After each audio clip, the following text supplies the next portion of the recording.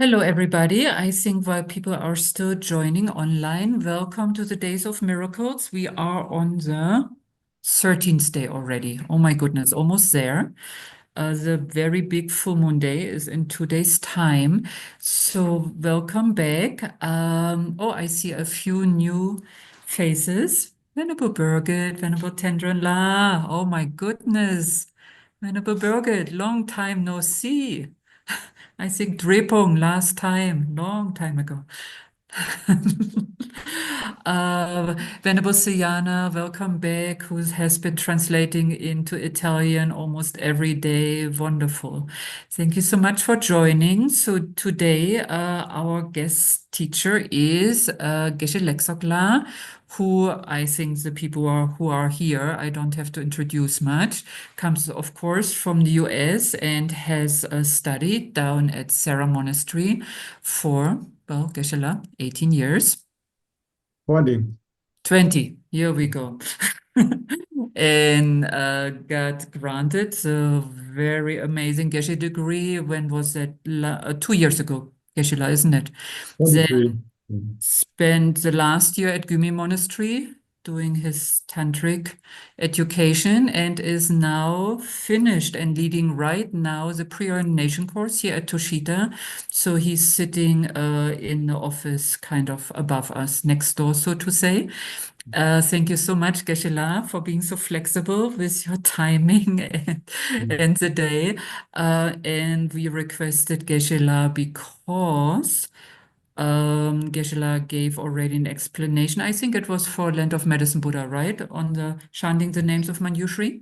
Yes. So we requested Geshe-la to do that, please, here for Tushita, so that more people, can kind of, get an explanation on that very important text. His Holiness the Dalai Lama, of course, gave as an advice for prayers for the swift return of Lama Zopa Rinpoche. Thank you so much, everybody, for joining, and please enjoy. Thank you, Geshe-la. Okay. Yeah, I'll take over. So, yeah, this session, we'll look at the chanting names of Manjushri. Of course, the text is too long and too dense to go through, very thoroughly in one session. So, hold on, yeah, okay. So, yeah, I thought I'd like to read the whole text in this session too, so kind of becomes like a practice as well for to create a cause to be able to find and for the success of the reincarnation of Tebje Lama Zopa Rinpoche. But yeah, I thought I'll go through some of the comments about the text that Samdon Rinpoche made in one commentary and then or one teaching about chanting names of Manjushri, and then some of the advice that Lama Zopa Rinpoche himself gave for and comments Rinpoche made about the text.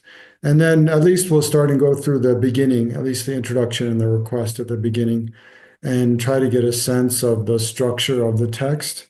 And then maybe we can, if we have time, we can skip through a bit and look at some of the more interesting or important verses. But at least we'll try to read the entire text in this session. So we have an hour and a half. And and then I'll try to, of course, leave time for questions at the end for the last 20 or 30 minutes. Okay, so let's begin with just checking the state of one's mind and generating a bodhicitta motivation. And then we'll offer a short mandala to invoke the blessings of all the Guru and the Buddha Dharma Sangha, the field of refuge. And then recite the refuge and bodhicitta prayer. So I think since most of you are familiar with those, I won't put them up on the screen. So first, take a couple of minutes and just check your state of mind. Try to focus your attention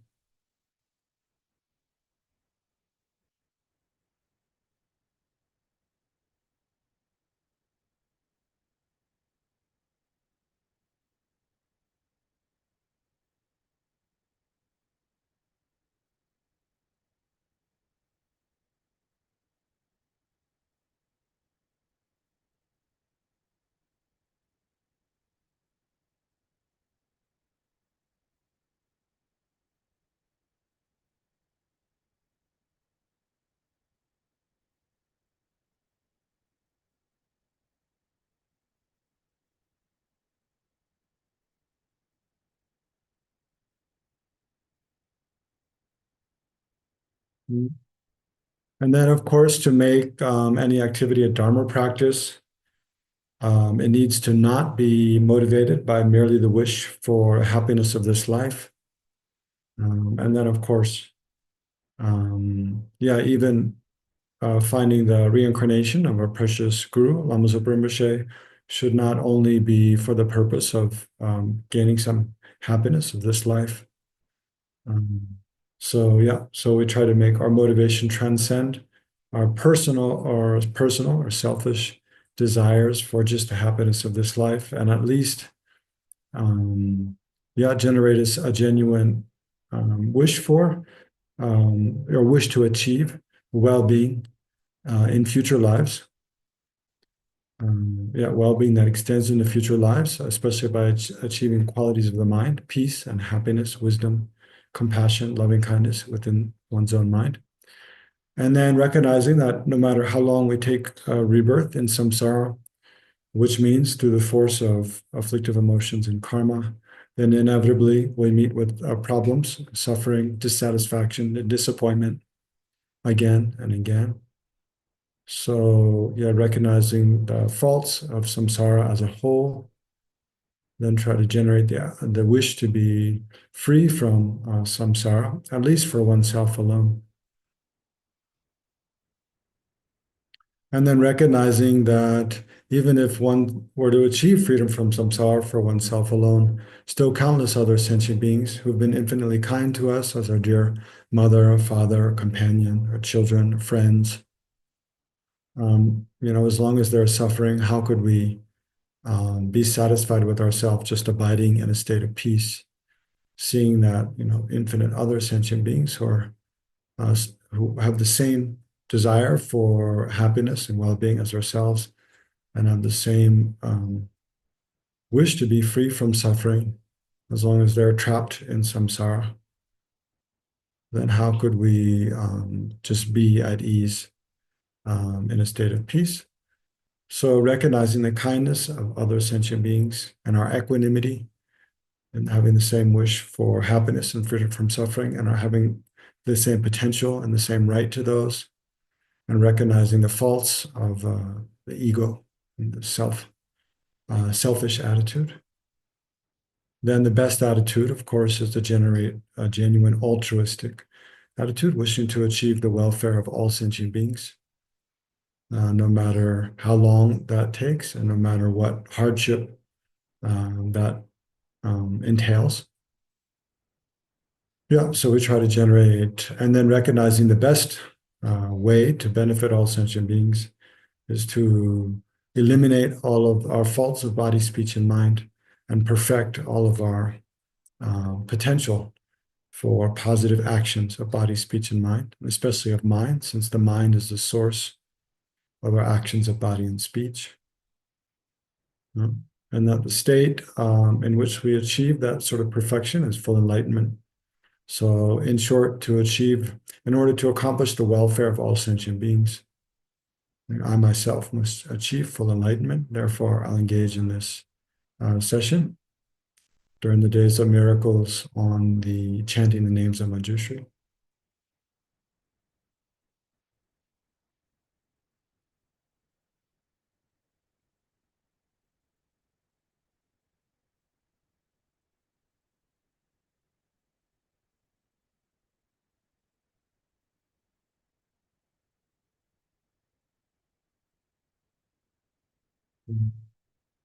So then maybe we can skip the mandala offering. We'll just recite Refuge and Bodhicitta prayer once in Tibetan and then twice in English.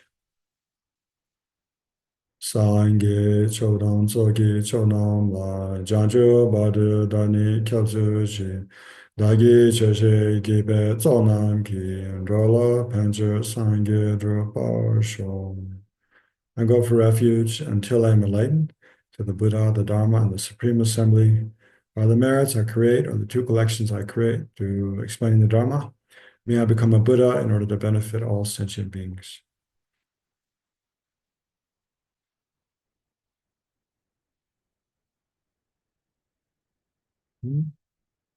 Okay, so then let's continue.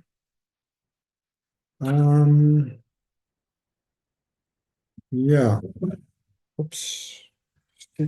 Oh, I just kicked something under the table.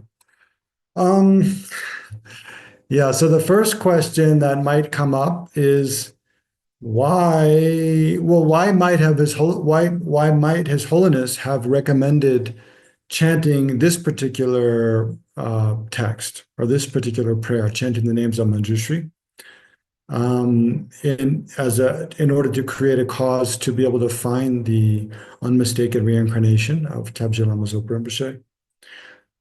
So yeah, I had the opportunity when I was at Land of Medicine Buddha a couple of years ago to ask Yangtze Rinpoche this question. And yeah, Yangtze Rinpoche, yeah, his thinking was, well, in general, because this text, of course, is related to the Buddha, Manjushri, the Buddha of wisdom. And a characteristic of wisdom is seeing things clearly, seeing the nature of things clearly, seeing reality as it is. So it's like a light in darkness, illuminating and clearing away ignorance and allowing us to see the truth.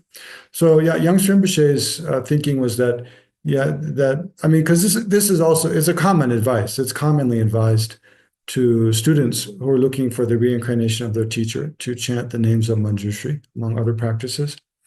So Yangtze Rinpoche's thinking was because by chanting this sutra, then it creates the causes to be able to see clearly where Rinpoche's reincarnation arises, right? Um, yeah, but then as we go through some of the qualities of the chanting names of Manjushri, then maybe you can come up with other theories of why His Holiness might have recommended this particular practice. So maybe I'll ask you at the end. What do you think? Now I'll share my screen, and at first I'll go through some of the main features of chanting names of Manjushri, why it's considered such a special and sacred text, and then some of Lama Zopa Rinpoche's advice about how to practice it as a practice of reading. And then we'll go through a bit of the text as much as we have time. So I'll share my screen now. And I think we're on. Yeah, we want to look at this Word file first. Yeah. Okay, so this is just a Word file that I made, taking notes from different sources about this text, and I'll try to clean it up a bit for you. Oh, that didn't really do it. Hold on a minute. There we go. Okay, so first is there was I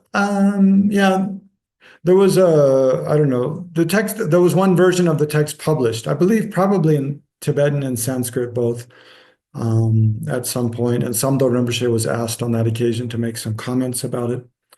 So yeah, some of the main points from that. First of all, Samdo Rinpoche says that this chanting names of Manjushri is the root and essence of all the tantras. All right, so it's like, in that way, it's similar to the Guhya Samaja root tantra, that it contains all the essential points of the path of tantra. And to support that, then Rinpoche quotes from Chanting Names of Manjushri itself, the last two lines of verse 41, where it says, traversing well the Mahayana's path, himself the Mahayana's foremost way.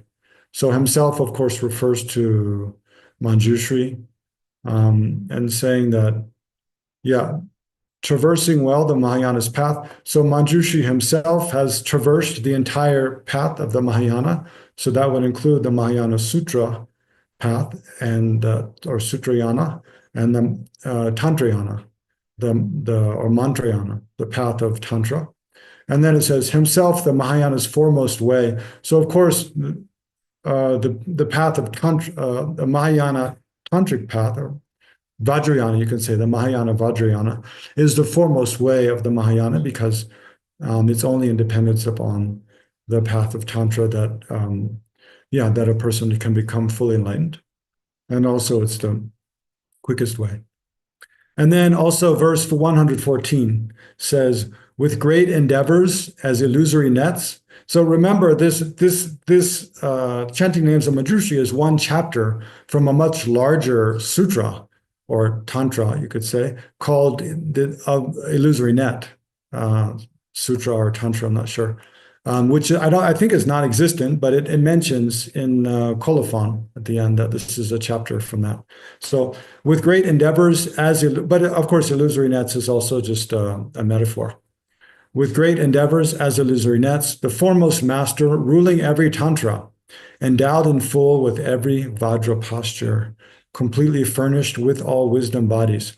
So there it says more clearly, foremost master ruling every tantra. So Manjushri himself, being a fully enlightened Buddha, is a master of every tantra. And so chanting the names of Manjushri is essentially expressing all the qualities of Manjushri.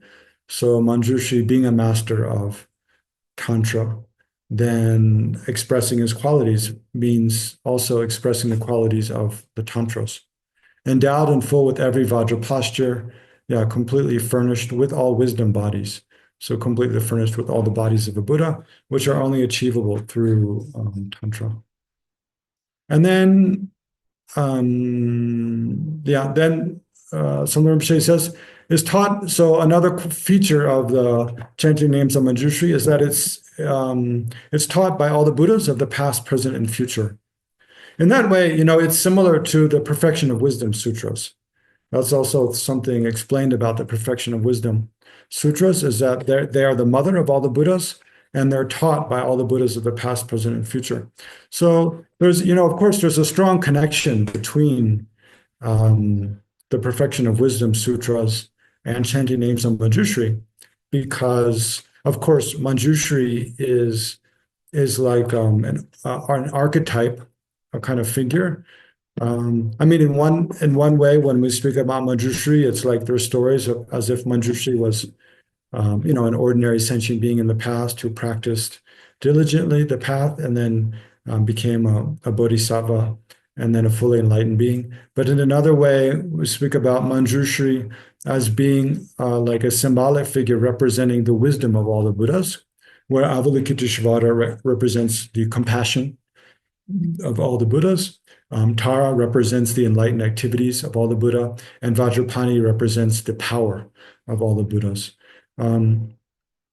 But to think, of Manjushri more in the archetypal way of representing the wisdom of all the Buddhas, then of course it's primarily independence upon the wisdom, and within that, the wisdom realizing emptiness, that all the obscurations, the two types of the afflictive obscurations, which is the afflictive emotions and their seeds, and then also the knowledge obscurations, or the obscurations to full enlightenment. Whereas the afflictive obscurations are obscurations preventing one from achieving freedom from samsara. The knowledge obscurations are, there's different English translations of, what was it, shidru, as the Tibetan. But the knowledge obscurations are what prevent us from achieving full enlightenment, right? So the more subtle obscurations that arise from they're the imprints of the afflictive emotions.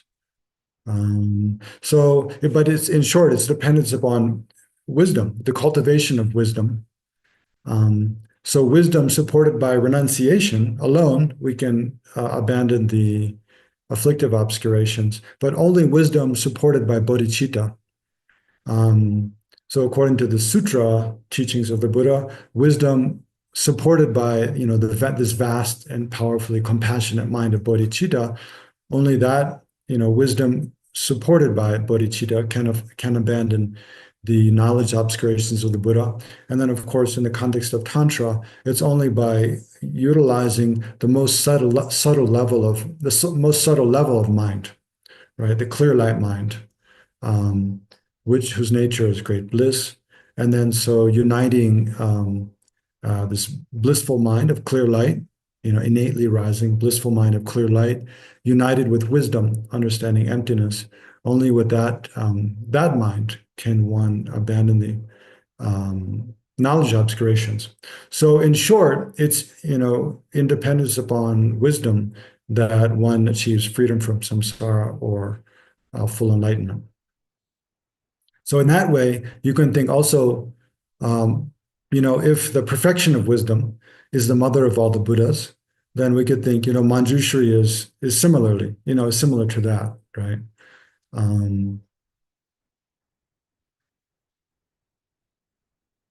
And so in that way, then it would make sense to think, just as all the Buddhas of the past, the present, and the future, they'll all teach the perfection of wisdom, because it's only by cultivating wisdom that one can be free from suffering and achieve the state of full enlightenment. Then it would make sense that all the Buddhas of the past praise the archetypal figure representing the wisdom of all the Buddhas, Manjushri, right? So in that way, it makes sense. Then the third point Samdho Rinpoche made is, without understanding this text, one cannot understand the path of highest Yoga Tantra completely.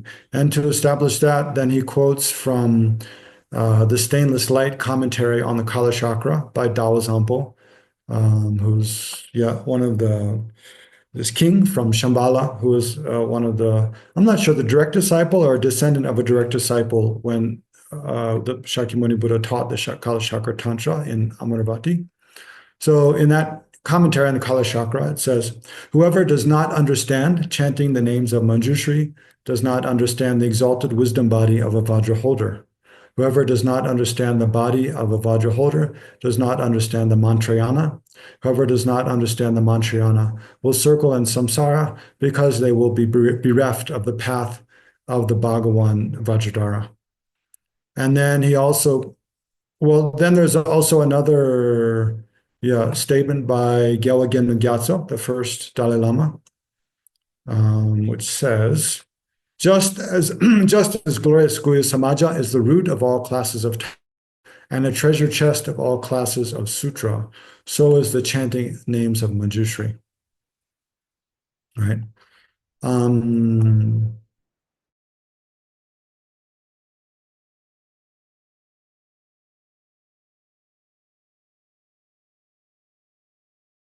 In a commentary, there's a commentary by Lama Zopa Rinpoche on Lama Yeshe Wisdom Archive website.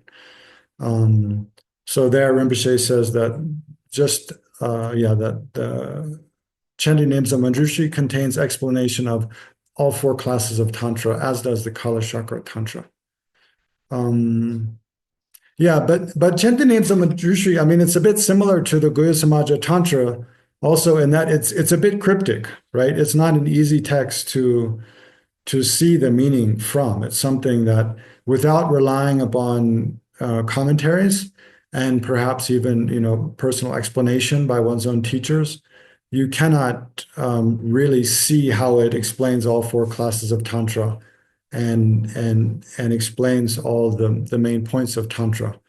And with regard to Guhya Samaja Tantra, it said that the reason Guhya Samaja Tantra is so cryptic is so that for someone to explain all of the meanings it contains, and kind of, it's like the key that unlocks the entire path of Tantra. But so that in order for someone to explain, basically the essential meaning of Tantra, that one has to rely upon a teacher.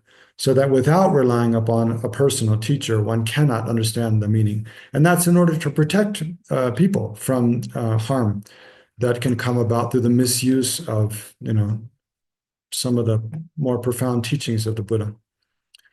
And then another point Samdho Rinpoche makes is that,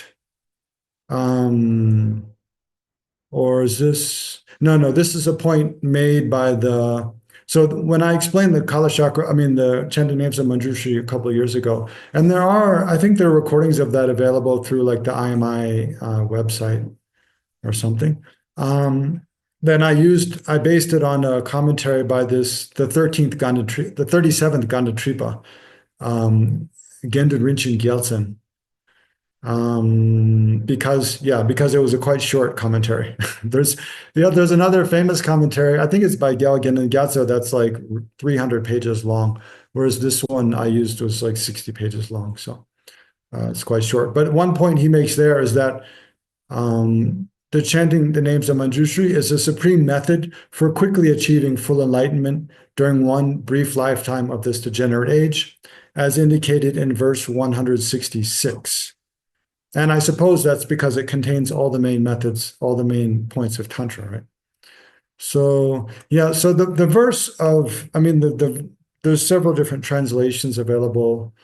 The one, I've been basically relying on is the one that FPMT sent out. I forget the name of the translator, but comparing with the Tibetan, it seems like quite a good translation, and it reads smoothly. I'll show it in just a minute. But the way he translates this verse 166, is this. So remember, we're looking for it's a supreme method to achieve enlightenment in one brief lifetime of this degenerate age.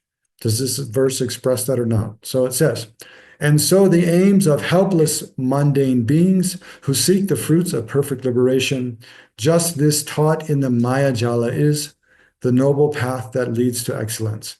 So of course, excellence here means enlightenment. So it's the path that leads to full enlightenment. But a different way to translate that, which I think brings out the meaning we're looking for, that it's a cause to quickly achieve enlightenment. An alternate translation is this: for those protectorless transmigratory beings who seek the result of perfect liberation. So perfect liberation would mean full enlightenment. This great meaning is taught for achievement of our total completion, enlightenment, right? So you can see how the same Tibetan can give rise to quite different interpretations. But yeah, for those protectorless, for ordinary beings like ourselves, protectorless transmigratory beings who seek the result of perfect liberation, this great meaning is taught for the achievement of our total complete liberation, right? So this Tantra is taught in order to lead sentient beings to full enlightenment. So that's one reason that it is a cause for that. Whenever we read it, it becomes a cause for our full enlightenment. And then another point by Samdang Rinpoche is that when Buddhism flourished in ancient India, understanding chanting the names of Manjushri was held as a mark of understanding all the treatises on Tantra. And he says this is revealed in the life story of Chandragoman on first entering Nalanda. And I haven't had a chance to go back and check, the biography or the hagiography of Chandragoman, but it would seem like when he first entered Nalanda, because traditionally there was for someone who wanted to enter Nalanda as a student, they had to prove their worthiness to be a student there, and they had to show that they'd already, made strides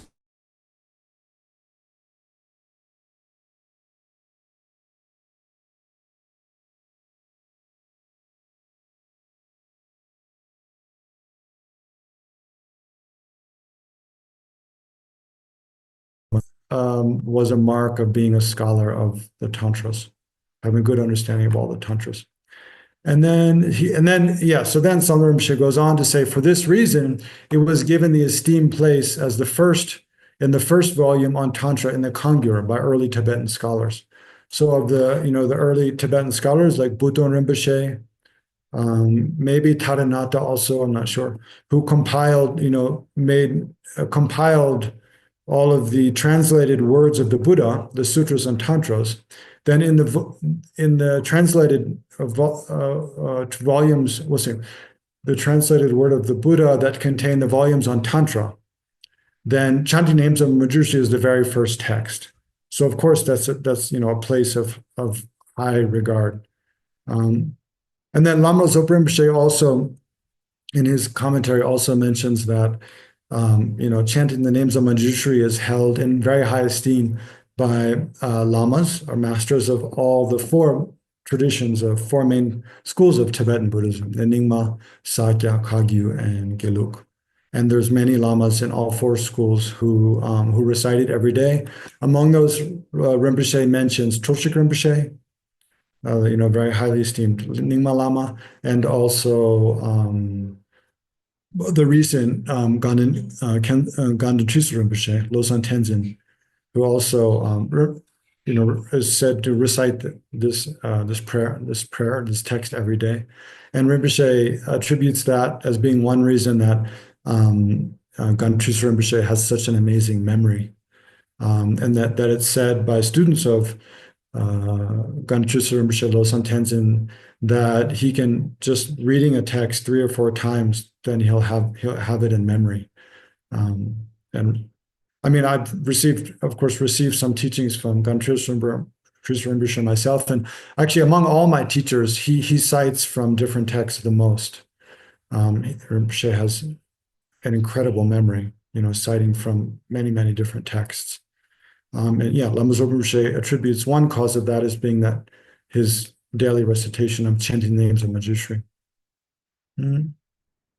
Okay, so then maybe a bit more quickly from Lama Zopa Rinpoche's commentary, some of the benefits of chanting the names of Manjushri. Rinpoche says one will develop wisdom and the power of memory. And then another benefit is to cause incredibly powerful purification and to collect inconceivable merits. Yeah, I mean, just in an ordinary way, looking at, when we recite chant the names of Manjushri, we see it's just like I don't know, it's kind of like an, oh, you could think like in America, they have these massive shopping malls, grocery stores that have like every imaginable kind of like cereal and cheese and oil and vinegar and chocolates and stuff. So if you just go and throw like everything you possibly want into your shopping cart and have a shopping cart like overflowing with delicious things, you see that chanting the names of Manjushri is just pure virtue. There's so many allusions and mention of different, the Four Noble Truths, the 12 links to dependent arising, the 16 types of emptiness, the 20 types of emptiness, the 37, 37 factors of enlightenment. It's just overflowing with references to all aspects of the Buddha's teachings, not to mention, of course, the tantric teachings. And then, of course, Manjushri appears in this tantric aspect as the wrathful aspect of Yamantaka. Yeah, so it's just, even from an ordinary way, even though, we can't, it's difficult to understand what is really the meaning of each verse. To do that, I have to rely on commentaries. But just reading the verses, it's just bringing, ideas of virtue, all different aspects of the Buddha's teachings to mind. And then it is said that the bodhisattvas also descend and bless your continuum when you recite the prayer, and that Vajrapani, the wrathful male and female deities, the ones who requested the teaching, Brahma, Indra, the worldly gods and so forth, and Nagas and Devas of the white side protect you all day and night. And then you purify your negative karmas and gain a higher rebirth. You gain the ability to remember your past lives. You're never separated from bodhicitta, which is very important, and nor from the right view. Of course, it helps generate wisdom because it's related to Manjushri. And then you are quickly able to complete the work of collecting the merit of wisdom and the merit or the collection of wisdom and the merit or collection of fortune, or so the collection of merit, and achieve enlightenment. So you quickly acquire the two collections, right? And then so how to practice the text? Then this is more from Rinpoche's advice. Rinpoche says to, of course, think that all the think of the numberless hell beings from whom I received my numberless happiness of the 3 times, and then of the past, present, and future, including liberation and enlightenment, are most precious and kind. I must free them from all their suffering and its cause and bring them to full enlightenment myself alone. And then, of course, think the same, the numberless. So yeah, try to generate the motivation now. Because shortly we'll start reciting, chant the names of Manjushri. So think, that from the numberless hell beings, from the numberless pretas, from the numberless, animals, those on land, those in the sea, those in the air, from the numberless sentient beings of this world system and others, um, from the numberless gods of the desire realm, and gods of the form realm, gods of the formless realm, from all these, every mother sentient being is the source of all of our food, our clothing, water, electricity, our education, our companionship, our ability to practice generosity, our opportunities to practice generosity, opportunity to practice patience, opportunities, every form of learning, almost all comes about dependence upon sentient beings. And then all of the bodhisattvas, all of the Buddhas, and then the Buddhas who taught the Dharma, the Buddhas who gave vows and thereby generate the Sangha, they all arise in dependence upon the attitude of bodhicitta. The source of bodhicitta is the mind of great compassion. And then the very source, the very root of compassion is observing sentient beings, right? And having empathy for sentient beings. So in that way, sentient beings are the very source of all of the Buddha, the enlightened beings, and the teachings. So thereby, sentient beings are also the source of our own enlightenment. So in short, kind mother sentient beings are the source of every temporal and ultimate happiness of ourselves and others. So therefore, in order to achieve their welfare, then we recite the names of Manjushri. And then Rinpoche says to make the four types of charity, especially of giving Dharma. So while we're reciting the names of Manjushri, imagine that we're reciting it to all sentient beings. So we can imagine all sentient beings around listening to and receiving this Dharma from us. Of course, there are actual sentient beings around who we can't see, but they can perceive us.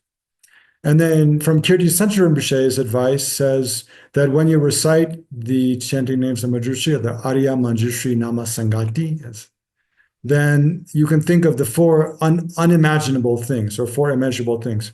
Immeasurable Buddhas and Bodhisattvas surrounding one, equal in number to the atoms of all the universes in the 10 directions. So think, there's countless Buddhas and Bodhisattvas around you, and you're making an offering to all of them. And then immeasurable emanations of oneself. So imagine emanating many bodies. And then one surrounded also by immeasurable sentient beings.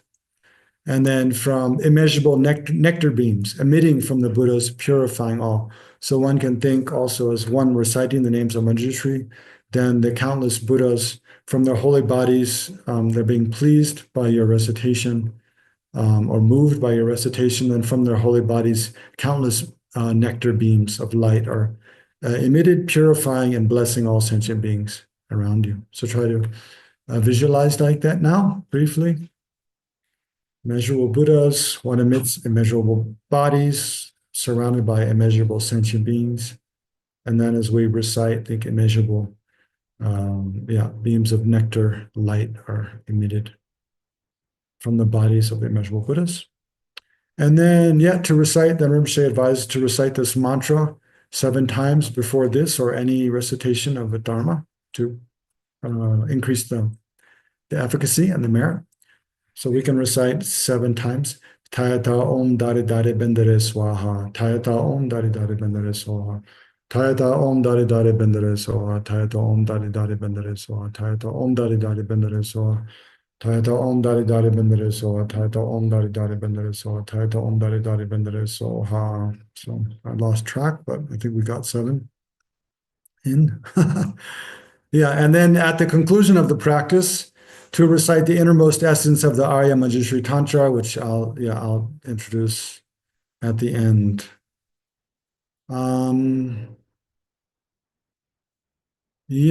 So first, since we'll come to the title first, then maybe just a couple more key things to mention before we start. So the title, it's explained in verse 85.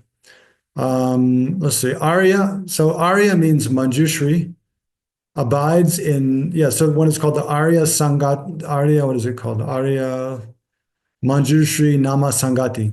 So Arya, of course, Arya, means a superior. Generally, Arya means one who's perceptually realized emptiness or non-conceptually and directly realized emptiness.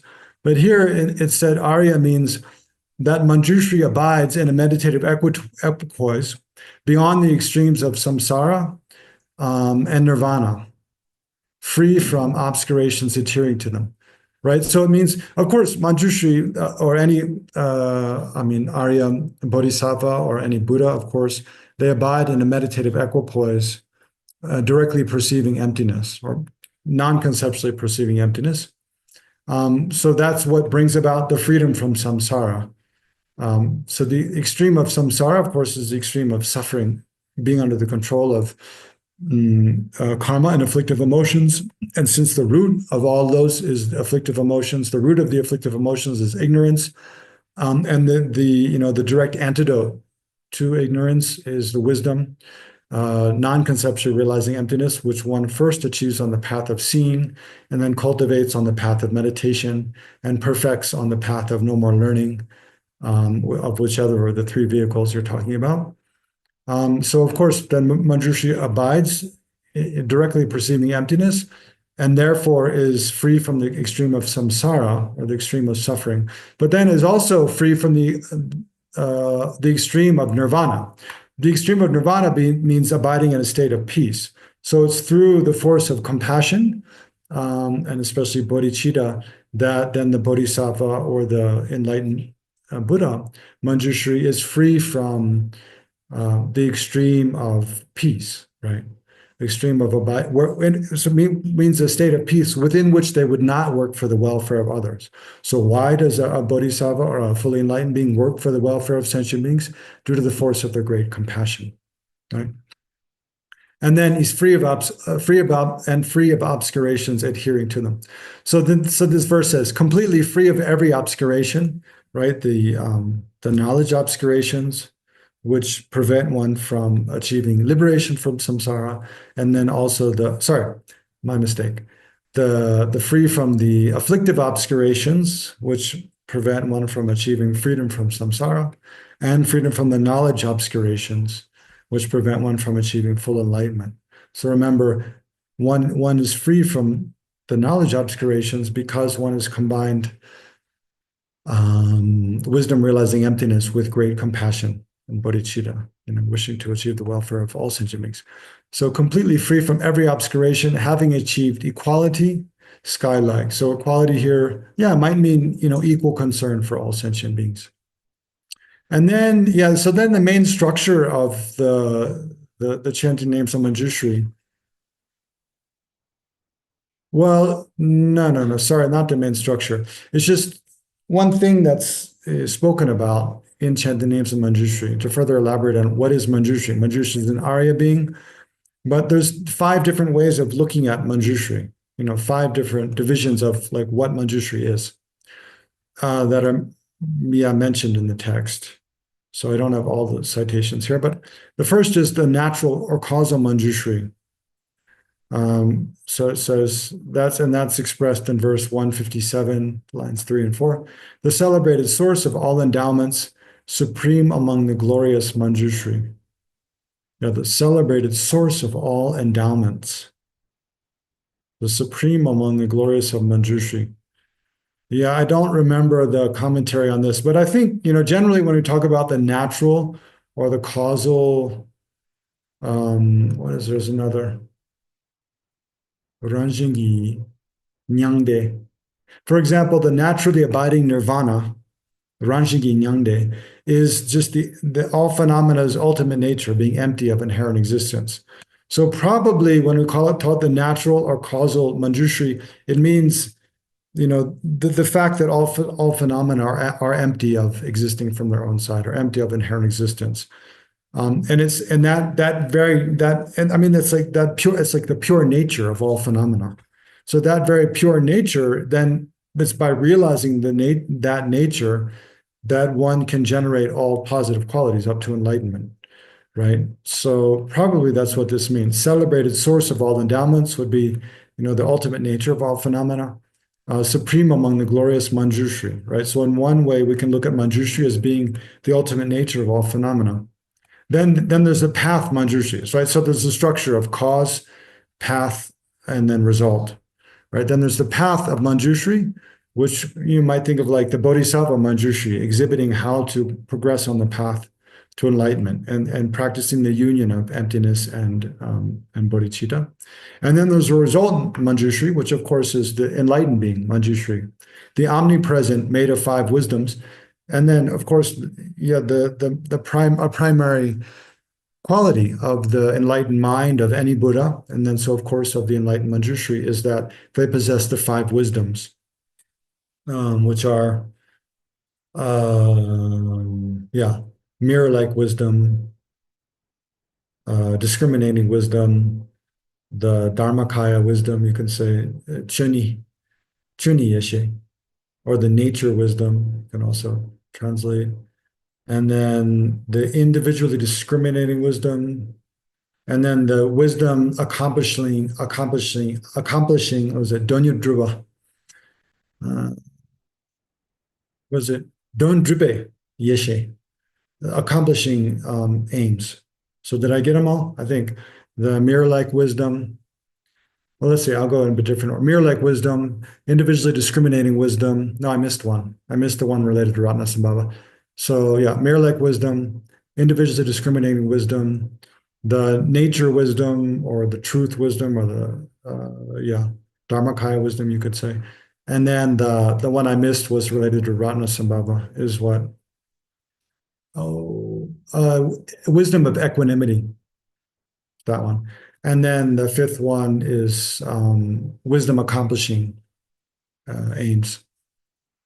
So then the way Manjushri appears to pure disciples. So this is like when we ordinarily think of an image of like orange Manjushri or white Manjushri. These different aspects, like a Sambhogakaya aspect, that in which Manjushri appears to the pure disciples, right? So that'd be the Sambhogakaya aspect, and then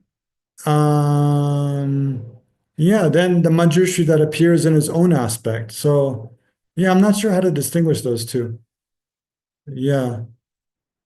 Anyway, yeah, I'm not sure how you distinguish those two. Anyway, those are some main points of the text. So yeah, we better get reading the text or we're not going to get through it before 7:30. All right, where am I? Here we go. Oops, I think I'm on the wrong text. Oh no, this is the same thing. Sorry. One minute. I have to figure out where I want to take you first. Okay, here we are.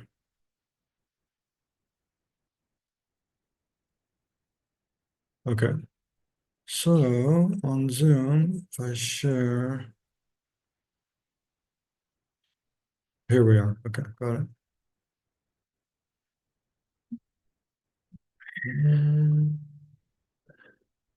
Yeah. Yeah, so let's just start reading through the text, and then especially, yeah, because I'm quite confident explaining some things about the initial request, and then the first mantra, until we come to the first mantra. Then from there, I think we won't have so much time and it gets quite complicated. Okay, so yeah. So let's read down a bit. And you'll see I have my notes in this PDF file on the side. It's kind of like it's mainly, I just translated the outlines from the commentary I used. Okay, so in the Indian language, Adi Manjushri Nama Sangati. In Tibetan, Papa Jampa Gitsen Yanda Zopa. In English, chant the names of Manjushri. Homage to the ever youthful Manjushri. So remember the five Manjushris we just looked at.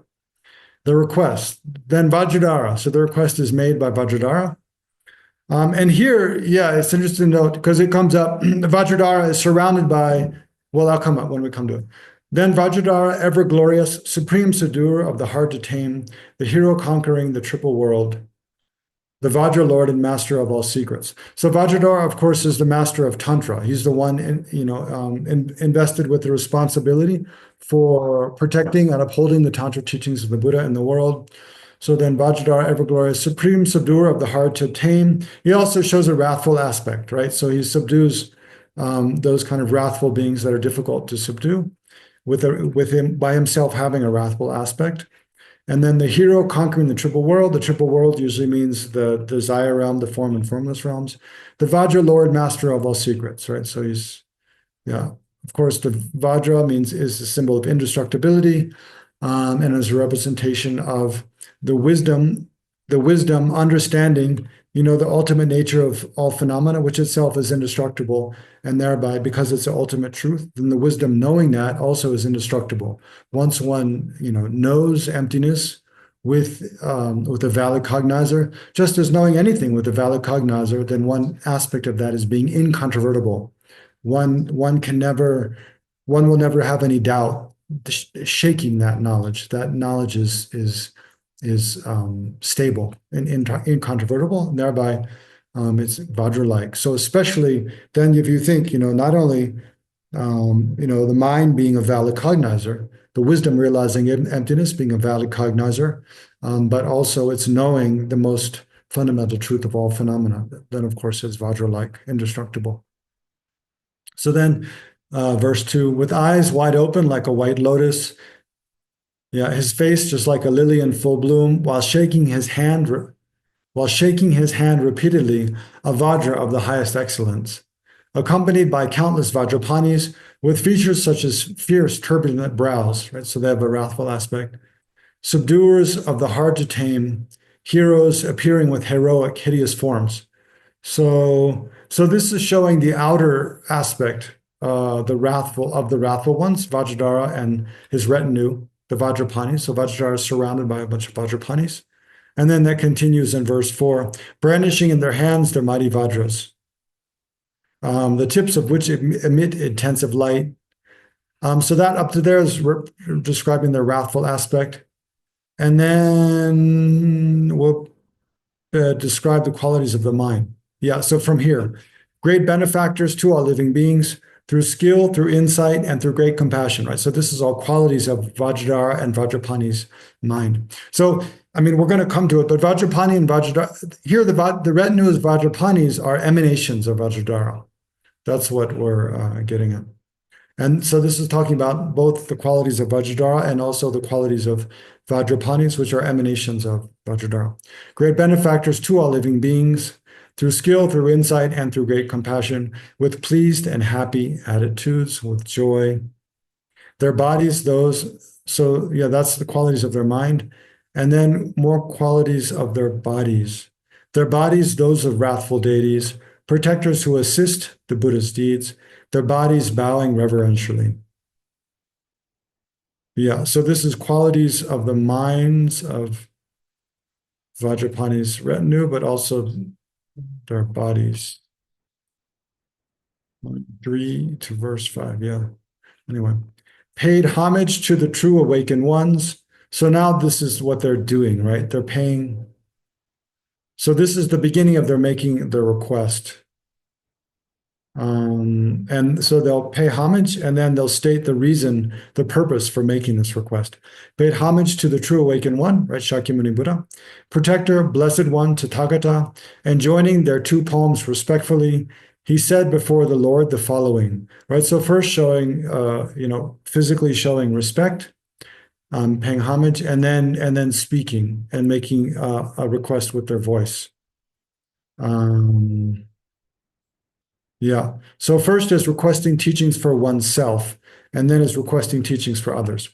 O omnipresent Lord, for my well-being, for oneself, right? For my well-being, with due concern for me and for my sake, that I may reach complete awakening upon the basis of illusion's net. So illusion's net, remember, is the entire sutra, of which this is one chapter. And so then the next verse, for the sake of others, and for the sake of every living being, sunk deep into the mud of ignorance, their thoughts disturbed by various afflictions, so that they may obtain the highest fruit, so that other beings as well may achieve, so that I may achieve full enlightenment, and also so that other sentient beings may achieve full enlightenment. And then he'll express the qualities of the supreme teacher, the Buddha.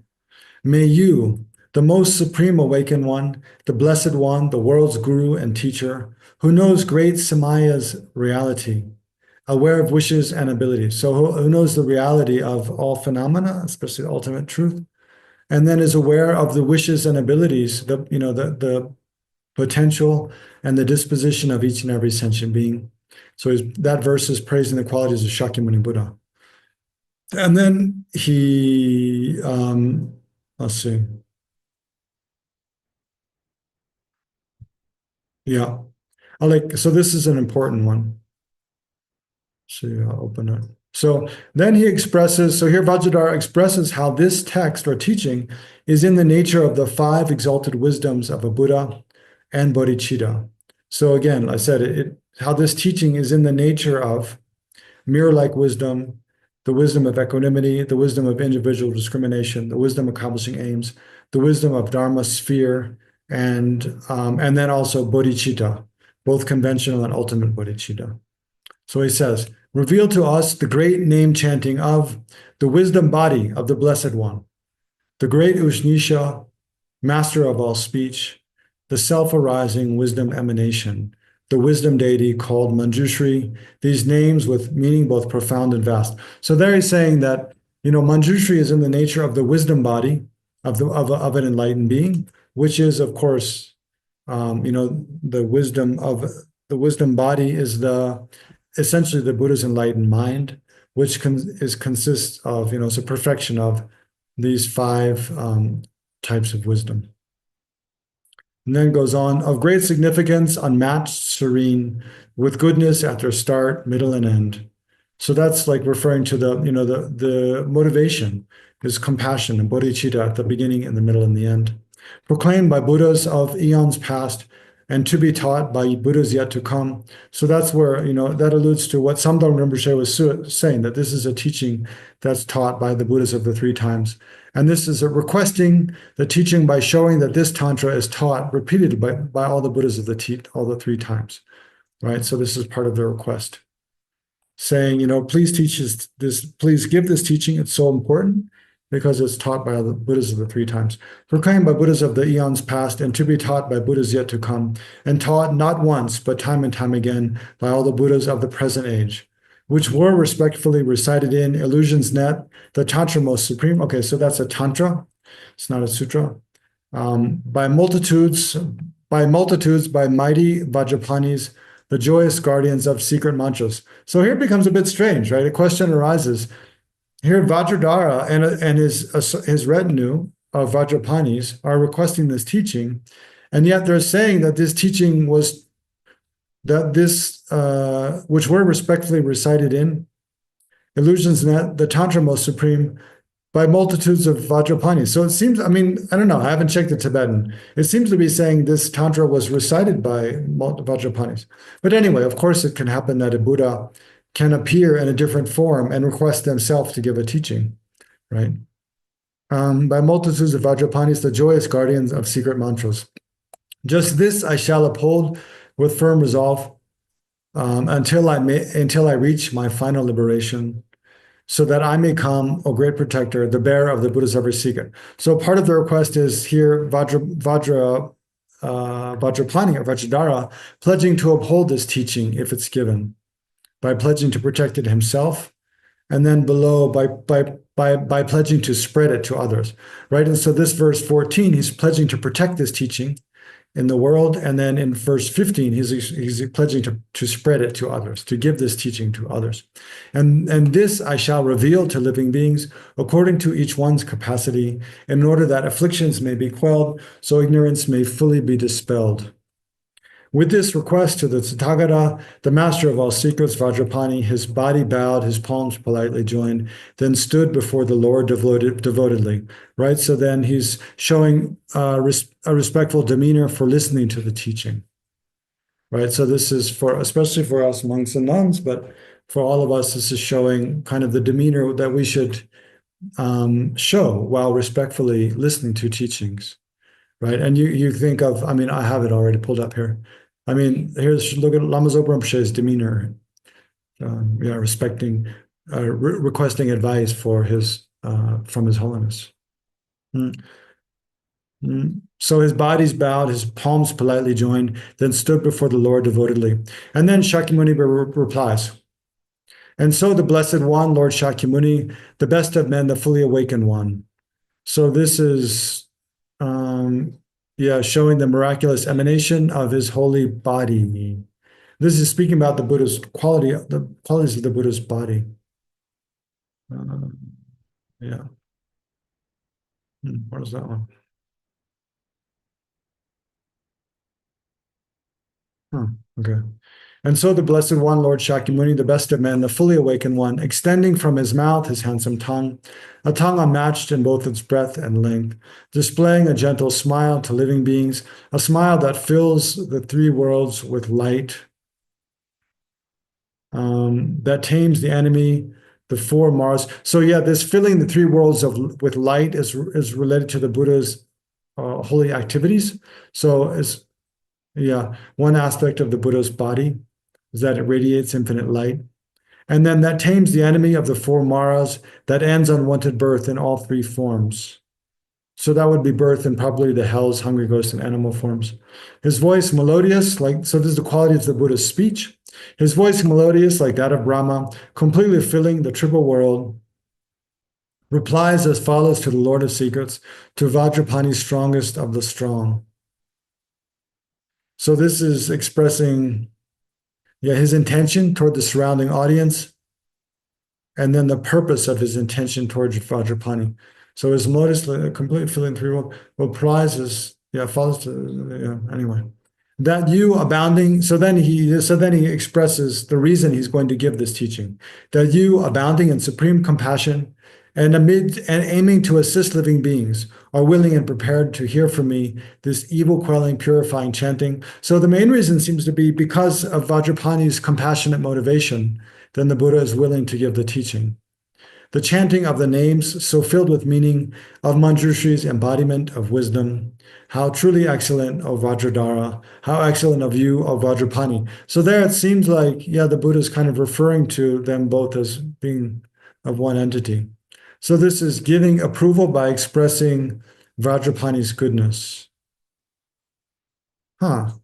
What is this note? Let me see.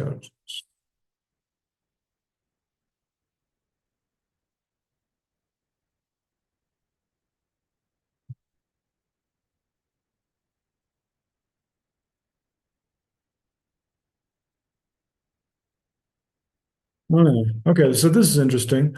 I guess I think this is from the commentary, that, yeah, the understanding of this tantra. So in the last two lines of 20, so these four lines are willing and prepared to hear from me this evil quelling, purifying chanting, the chanting of the names so filled with meaning of Manjushri's embodiment of wisdom. It said that those four lines indicate that the understanding that this Tantra has greater significance than the names of other Buddhas. It is greater because by merely reading this Tantra, all obscurations in the mind are totally purified and all negativities currently accumulated are cleared away. It is said in the sutra setting out Manjushri's land that the benefits of reciting the names of Manjushri once are greater than reciting the names of other Buddhas 100,000 times. Why? Because other Buddhas do not work for the aims of Buddhas and sentient beings for countless eons, as Manjushri does. And of course, there's a lot to debate there, but yeah, that's apparently that's a statement from Sutra, apparently. Okay, so then we continue. And so I shall, O Master of all secrets, reveal just that to you most splendidly with single-minded focus. Listen well. How excellent. So that's the Buddha's imploring the Vajrapani and Vajradhara to listen. How excellent, responded Vajrapani. So truly excellent, O Blessed One. All right. So then, yeah, then here sets out a bit of the structure. So the structure of the entire thing is related to the structure of the entire tantra is related to the six Buddha families, right? The five we normally name, and then also I think Manjushri is the is the sixth. Anyway, let's see. And then the Blessed One, Lord Shakyamuni, surveyed in full the family great with mantras, the family of the Vidyas. So this replies to, and this is the five Dhyani Buddhas. This is, let's see, refers to Amoghasiddhi. The family of the Vidyas and the mantras, the family that is threefold by its nature. That refers to Vairocana. The family of and yet beyond the world, that refers to Amitabha. The family great in brightening the world, that refers to Akshobhya. The family foremost of Mahamudra, so that refers to, Manjushri. So Manjushri is the sixth family. And so the family great with Ushnishas, that refers to Ratnasambhava. And then about the Lord of Speech, he spoke these verses, which include 6 kindling mantras. So there's 6 mantras that are contained here, and they refer each one in relation to each of the 6 Buddha families, which manifest from non-duality, which bear the quality of non-arising. So what is this saying? Yeah, one attains enlightenment by realizing that these 6 Buddha families all arise from emptiness and are empty, right? So emptiness is the root of all the Buddha families. Explaining the way to become actually enlightened by means of grouping the Buddha families in terms of the net evolutions mantra. The mantra expresses the essence of the 6 wisdom beings, which is that their minds are all in the nature of being unborn, right? We don't have time. Anyway, if we're going to finish reading the whole thing, I have to stop explaining things and just read. Okay, so I'm going to close the comments actually, and we'll just read through. So then, these verses, which include 6 kingly mantras, which manifest from non-duality, which bear the quality of non-arising. A, I, U, E, O, Am, Ash, Shiti, Shriti. Jnana Murti, Aham, Buddhanam, Trayasva, Vartinam.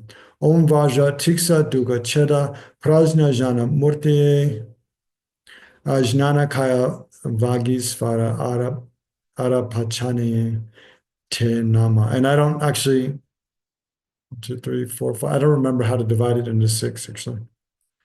And so he is the Blessed One, the Buddha, awakened fully, born of the letter, come on, close.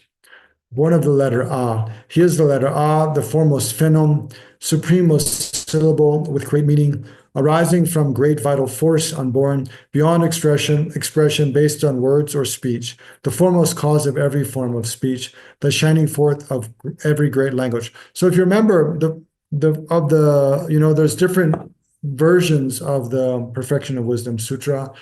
The Perfection of Wisdom Sutra in 300,000 verses, in 100,000 verses, in 25,000 verses, in 20,000 verses, in 16,000 verses, I believe, in 1,000 verses, in 8,000 verses, of course. And then the Heart Sutra, and then the mantra within the Heart Sutra, Tayato Om Gate Gate Paragate Parasam Gate Bodhisoha. It shows the 5 paths.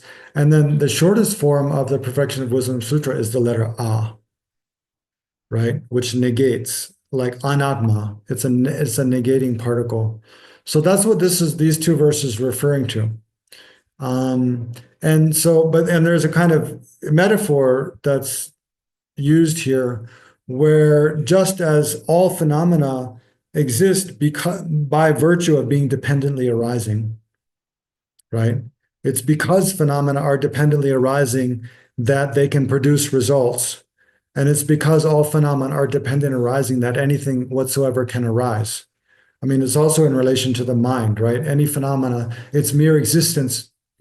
I mean, something is existence something exists by virtue of being known by a valid mind, right? So without a mind, phenomena can arise. Mind also itself cannot exist without having an object, right? A mind is something that, realizes an object. So objects and objects possessors are mutually dependent. So because all phenomena are dependently arisen, therefore that dependent arising is the source of their existence. In similar way, emptiness, phenomena being empty of inherent existence is the very, sphere of possibility of their arising, of their existence. And so why would the letter ah represent that? Is because the letter ah is like considered, in terms of language, it's the most fundamental sound. You think, I mean, in one way, think what are the sounds that a baby makes? It would be like, well, I don't know, maybe that's a bit much, but anyway, any letter, think, well, just look at the Tibetan or Sanskrit, and ga, ka, ga, na. The essence of all those letters is ah. Ah is like the source. What does it say here? And so he is the blessed one, the Buddha, awakened fully, born of the letter ah. So there, born of the letter ah could mean born of, the fundamental nature of all phenomena. He is the letter ah, the foremost phenom. So why is ah called the foremost phenom? Supreme most syllable with great meaning, because it's like the life force of any letter. So yeah, and the Tibetan script, like ga, ka, ga, na, ba, pa, ba, ma, da, da, da, na. You can't pronounce any Tibetan letter without making the sound ah. And I was thinking, well, what about, the alphabet, A, B, C, D? They don't all seem to require the letter ah, but that's just the name of the letters, right? A, B, C, D. If you actually make the sound A, it requires ah, ba, B, C. Yeah. Anyway, it requires breath moving, and it's like, yeah, the breath is sort of expressed as ah. Anyway, something like that. That's what it's kind of talking about here. He is the letter ah, the foremost phenom, the great supreme syllable, the great meaning, arising from great vital force, unborn, beyond expression, based on words or speech. Yeah, so the idea is that the letter ah is the basis for all words, for all letters, therefore all words, therefore all speech. In similar, emptiness is the source of all phenomena, the foremost cause of every form of speech, the shining forth of every kind of language. Great feast who takes the form of great passion, producing bliss in every sentient being. Great feast who takes the form of great anger, great enemy of every mental poison. Great feast who is by nature great delusion, delusion's vanquisher for deluded minds. Great feast who is in essence great fury, great adversary to all furiousness. Right. So of course, wisdom realizing emptiness eliminates all the afflictive emotions, including anger. Great feast who takes the form of great desire, who vanquishes desire in all forms. So it's kind of like alluding to, by understanding the ultimate nature of attachment itself, that is an antidote to attachment. He is great carnal lust, he is great bliss. And then combining that wisdom with bliss is what abandons the most subtle obscurations. He is great happiness, he is great joy. With great appearance, bearing form supreme, with great complexion marked by great physique, with great renown, the great magnificent one, his mandala voluminous and great, the bearer of the mighty sword of wisdom, the foremost goad for taming great afflictions, possessing great renown, his glory great, his brightness great, his luster most supreme, most wise upholder of the great illusion, fulfiller of the great illusion's aims, enraptured by the great illusion's rapture, the great illusion's great illusionist, the foremost lord of great munificence, the supreme upholder of great discipline, the intense supporter of great tolerance, with valor rooted in great diligence, samadhi resting through great meditation, endowed with bodies flowing from great wisdom, both great in strength and great in skillful means, brimming ocean filled with vows and knowledge. I think that's referring to the 10 perfections, right? The six perfections goes up to wisdom, and then there's an additional 4: strength, method or skill. Exalted wisdom is the 10th, and then I think prayer is the 9th. Anyway, that's referring to that. By nature, great in kindness, limitless, the foremost mind, enriched by great compassion, of great insight, of great intelligence, great dexterous one, the methods ever great, commanding powers and great miracles, with driving force supreme, with speed unmatched, renowned great Lord of foremost majesty, most valorous owing to his great might, destroying the massive mountain of becoming, unyielding, holding strong a massive Vajra, great terrifying Lord, the great cruel one, provoking fear in great and daunting creatures. Protector as the greatest of all Vidyas, a guru as the greatest of all mantras, traversing well the Mahayana's path, himself the Mahayana's foremost way. So remember, that's the two lines cited by Rinpoche as establishing that this is the embodiment of the entire path of Tantra. And then here's the Mahavairochana, the Buddha, the great stage observing. Yeah, so see this section refers to the Immaculate Dharma Dhatu, which is yeah, I think anyway. I'm not sure. Here's the Mahavairochana, the Buddha, great sage, observing great intensive silence, arising from the great mantra way. He is at heart the great mantra way, right? That's another verse showing that it embodies the entire path of Tantra.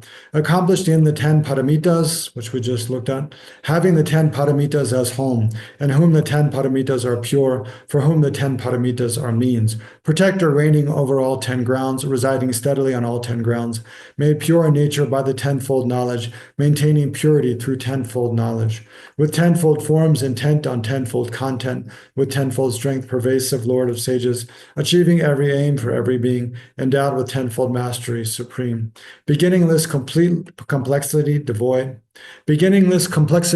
by nature pure, reality and essence, unwavering, a speaker of the truth, with speech and actions perfectly aligned, a teacher of the non-dual truth, non-dual, atop reality's most lofty peak, with selflessness, his wild lion's roar, instilling fear in deer-like misled seekers, with journeys fruitful, traveling everywhere, as swift as thought in all Tathagatas, a victor, slayer of foes, triumphant Lord, a universal king with forces great, assembly head, instructor for assemblies, assembly Lord, assembly chief, the ruler, most influential, bearing precious burdens, not other bound his way, the greatest way, the Lord of speech, the master of expression, the most skilled in words, adept with language, truthful, with boundless words, the teacher of the truth, providing teachings on the fourfold truth, right? The Four Noble Truths.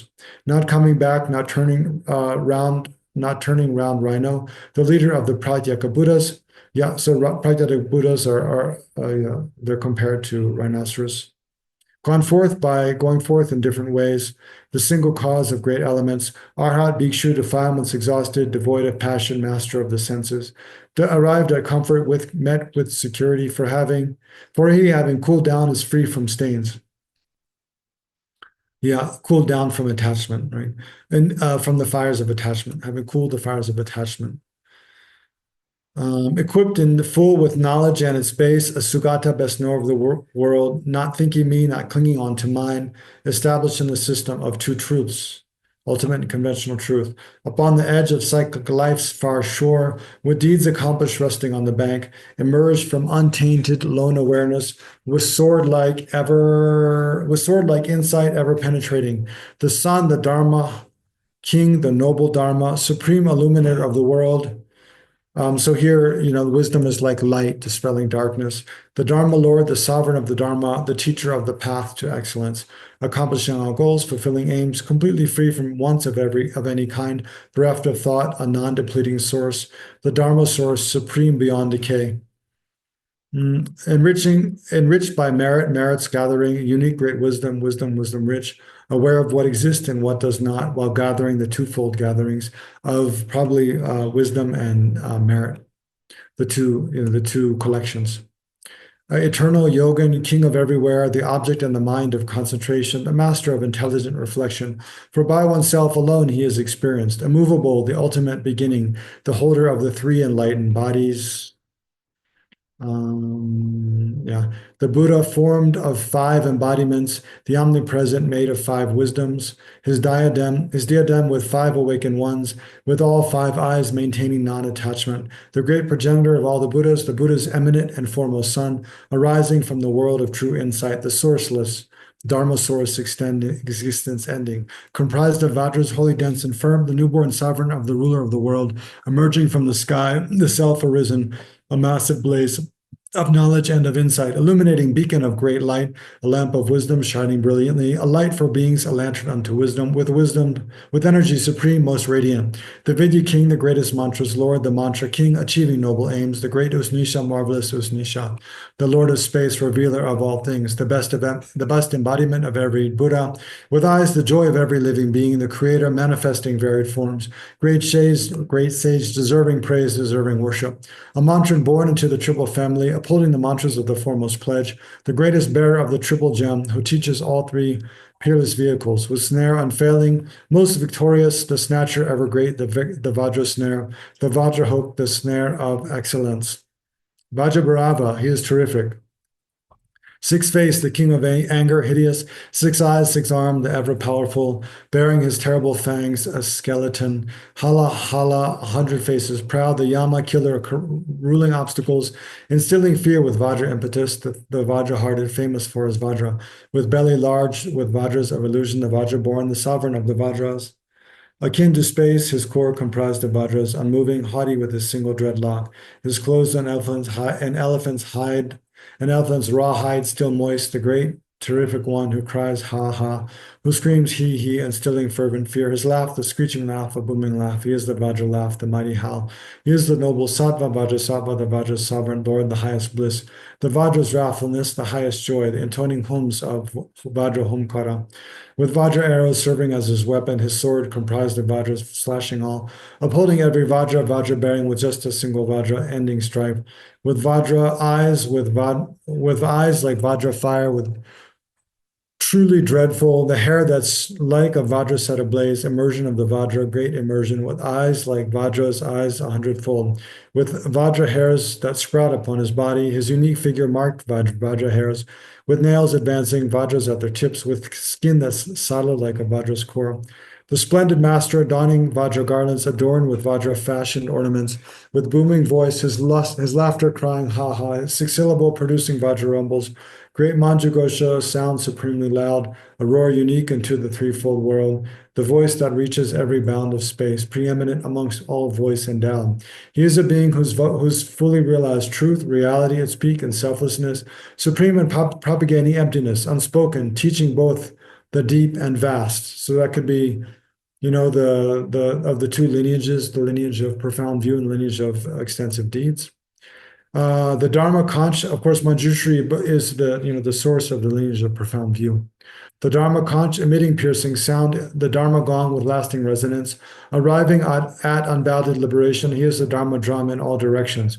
Without a form, with handsome form supreme, replete with forms diverse, comprised of mind, with splendor shining through his every form, with all reflections under his control. Invincible, renowned is Lord Supreme, the Lord Supreme, who rules the threefold world, abiding on the noble's lofty path, great source of flourishing, the Dharma's crown. With youthful form and unique unto all worlds, the elder senior father of all beings, adorned with 32 auspicious marks, the most beautiful, most handsome in all worlds. The teacher teaching mundane good and knowledge. The teacher to all beings, most confident, the world's most trusted guide, protector, savior, the refuge, unsurpassed, the guardian, with rich enjoyments filling all of space, the knowledge ocean of omniscient beings, while smashing through the shell of ignorance and breaking through the cage of cyclic life, the thorough queller of intense affliction, arriving at samsara's opposite shore, his crown, the crown of wisdom concentration, his ornaments comprising perfect Buddhas, the soother of the pain of threefold pain. That's probably the three sufferings. No, the suffering of change, pervasive, compounding suffering. The ender of the trio, ending free, arriving at the threefold liberation, completely free of every obscuration, having achieved equality skylight. Threefold liberation is probably referring to the liberation of the three vehicles, of the vehicle of hearers, the vehicle of solitary realizers, and the bodhisattva vehicle. Beyond the stains of every last affliction, aware of timelessness in all three times, most eminent amongst all sentient beings, the crown amongst those crowned with noble virtue, completely free from every kind of substrate, established firmly on the path of space, a splendid wish-fulfilling jewel in hand, the best of all that's precious, omnipresent, great wish-fulfilling tree, most plentiful, the greatest of all great auspicious vases, filling the aims of living beings adore. So there's the wish-granting tree and the wish-granting vase. Fulfilling the aims of living beings adore, an ally most beloved to all creatures, aware of good and bad, aware of times, the omnipresent knower of the pledges, upholding pledges, conscious of occasions, awake to varied aptitudes of beings, with expertise and threefold liberation, right? So knowing the different dispositions and aptitudes of all different types of beings, then teaching the three vehicles, right?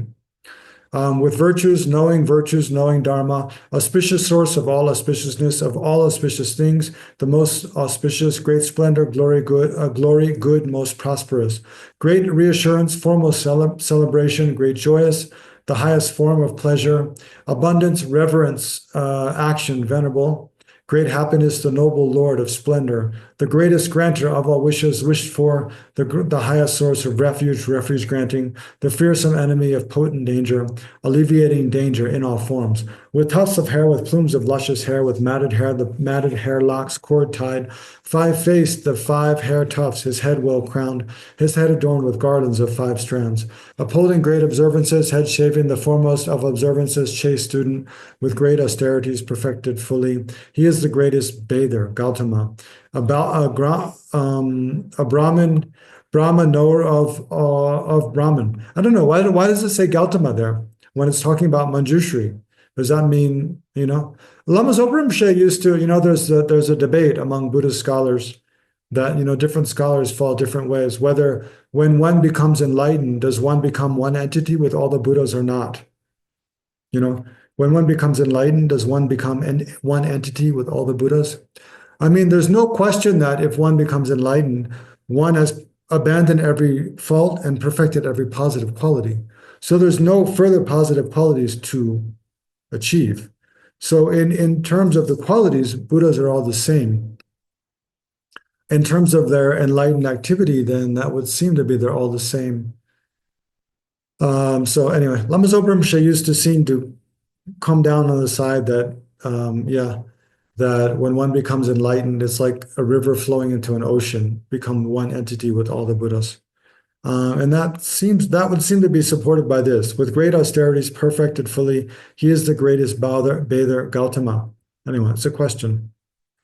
A Brahma knower of Brahma, arrived in full at Brahma nirvana, awakening its branches, liberation, release, complete tranquility, quiescence, nirvana, peacefulness, tranquility, approaching graceful entry to nirvana, the culmination, ending pain and pleasure, the state devoid of passion, free from substrates, beyond defeat, unmanifest, unmatched, not making manifest, appearance free, pervasive, timeless, fully omnipresent, minute, beyond defilements, seed free, unstained, devoid of passion, passionless, controlling humors, free from every illness, by nature most awakened, fully awake, omniscient, knowing everything, supreme, beyond reality as consciousness, pristine awareness, bearing non-dual form, beyond conceptualization, effort-free, acting as Buddhas do in every age.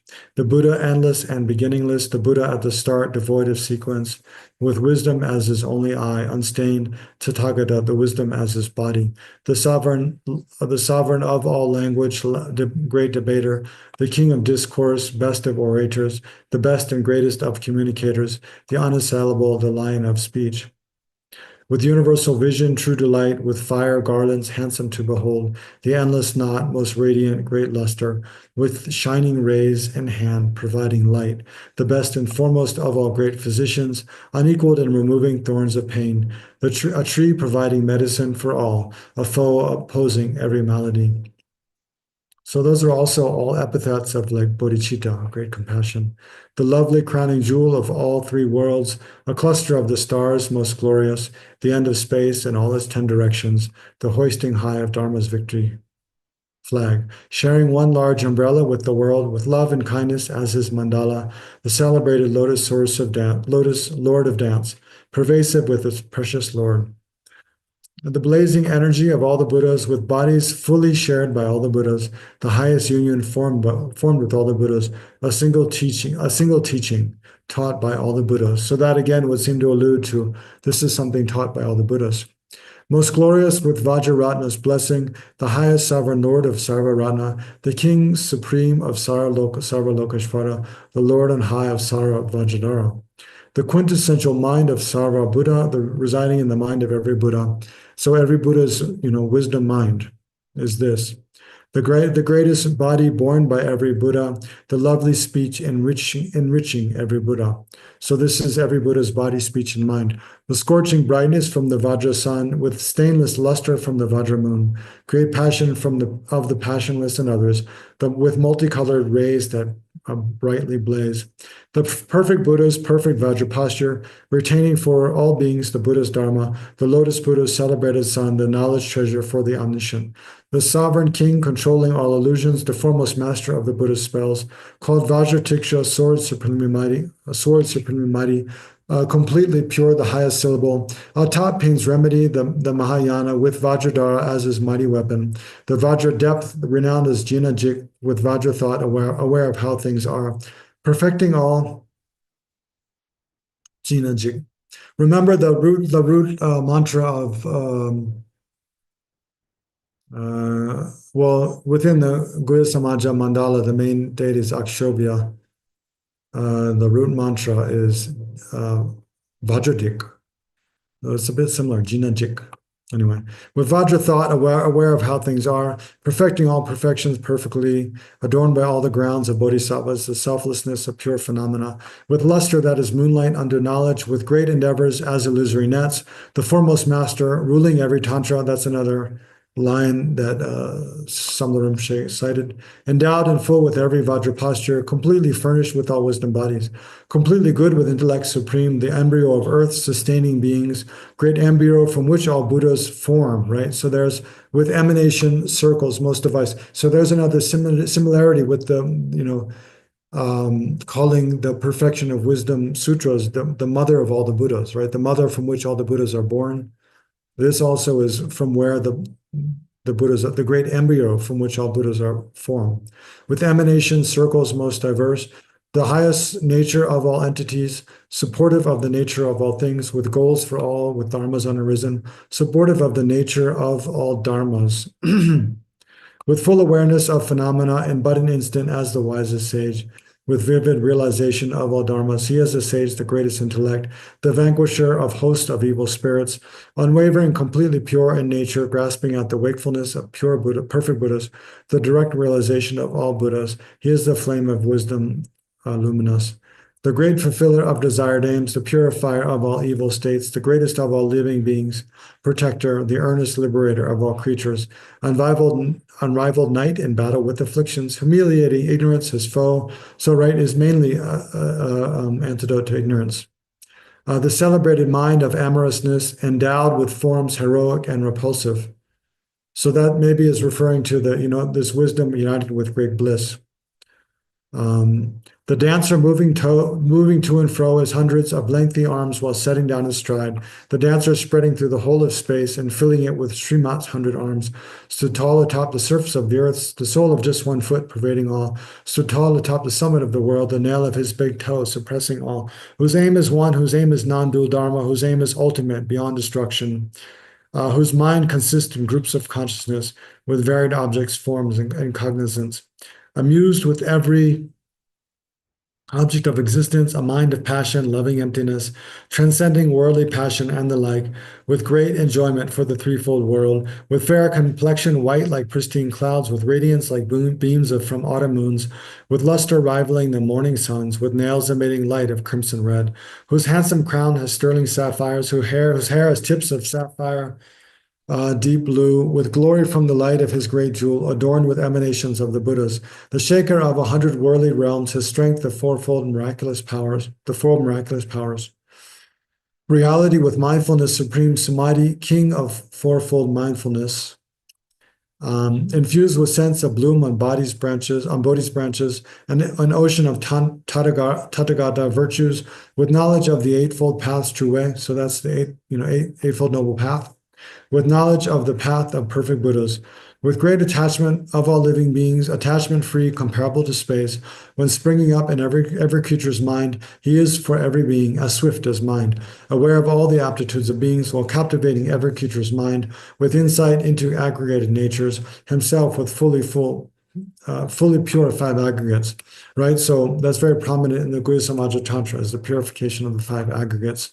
And then the five aggregates therefore are arising as the five dhyana Buddhas. Atop the peak of every going forth, was skilled and most skilled in going forth in every way, established on all paths of going forth, the teacher of all forms of going forth. Uprooting all becoming with 12 links, endowed with purity in all 12 forms, is formed the way of fourfold noble truth, with realization of the eightfold path. With meaning of the truths in 12-fold form, aware of suchness in its 16 forms, the 16 emptinesses, with true awakening in 20 forms, that's the 20 emptinesses, I think. Awakened fully, knowing all supreme, dispatching countless sets of some 10 million embodiments of emanating Buddhas with final realization of all moments, who knows each moment's objects for all minds, and manifesting for the sake of beings with means derived from the varied vehicles, gone forth by way of all three vehicles, remaining in the single vehicle's fruit. So yeah, all vehicles culminate in the Mahayana and then in the Tantrayana. With purified afflictive spheres at heart, annihilating every karmic sphere, arrived atop dry land from flooding oceans, emerged from yoga's perilous dark grove, released from general, minor, and complete afflictions and their latent tendencies. So afflictions is the afflictive obscurations, and their latent tendencies are the knowledge obscurations. With insight, means, and foremost empathy, achieving fruitful aims for living beings, abiding free through all perceptions, with consciousness as object, with cessation, with every being the object of his mind, with due to great compassion, every being is the object of his mind. With knowledge, that's the mind of all the Buddhas, residing in the mind of every Buddha, having become their mind's equality, satisfying the mind of every being, he is for every being great inner joy. Confusion, fear regarding points of doctrine, completely free from error in all its forms, his thinking free from doubt, his object threefold, his object all three properties by nature. Throughout the three times, the content of the five skandhas, discerning clearly each and every moment, awakening by a single moment his basic nature equal to all Buddhas, with body bodiless, the best of bodies, with realization of the peak of bodies, displaying his form in every possible way. He is the greatest stone, the precious gem.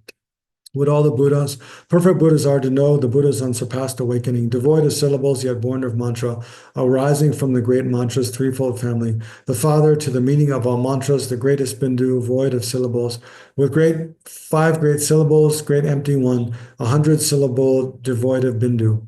Endowed with every form, yet free from form, supporting half of 16 bindus, transcending every grouping, void of members, sustaining dhyana's fourth and final peak, aware of dhyana's each and every aspect, with knowledge of samadhi's types and families, the best of bodies, body of samadhi, the sovereign king of all enjoyment bodies, the best of bodies, emanation body, the heir to emanations of the Buddhas, with varied emanations everywhere, while benefiting all however needed. The sovereign of the gods, the god of gods, the Sora Lord, the ruler of immortals, the king of deities, the gods guru, the highest lord of Pramata's Pramata, emerged from psychic lives, imposing for us the single teacher, guru for all beings in every well-known world, in all directions, the eminent best teacher of the Dharma. Yeah. Mm. Yeah, I don't know. Maybe that's another reason it's read, because like one's own guru is the single teacher, the guru for all beings. Our own guru is the emanation of all the Buddhas. And in every well-known world, in all directions, the eminent bestower of Dharma. Yeah, it's like Lama Zopa Rinpoche, bestower of Dharma in all different ways on all different kinds of beings. Concealed by armor made of loving kindness, well shielded by the shield of empathy, with wisdom, sword in hand, with bow and arrow, concluding war with ignorance and the kleshas, the Mara's enemy and tamer, hero, eliminating threats from all four Maras, defeating all the armies of the Maras, a guide for living beings, the perfect Buddha, deserving homage, worthy of respect, deserving reverence, always honorable, deserving worship, worthy of regard, the highest guru ever venerable.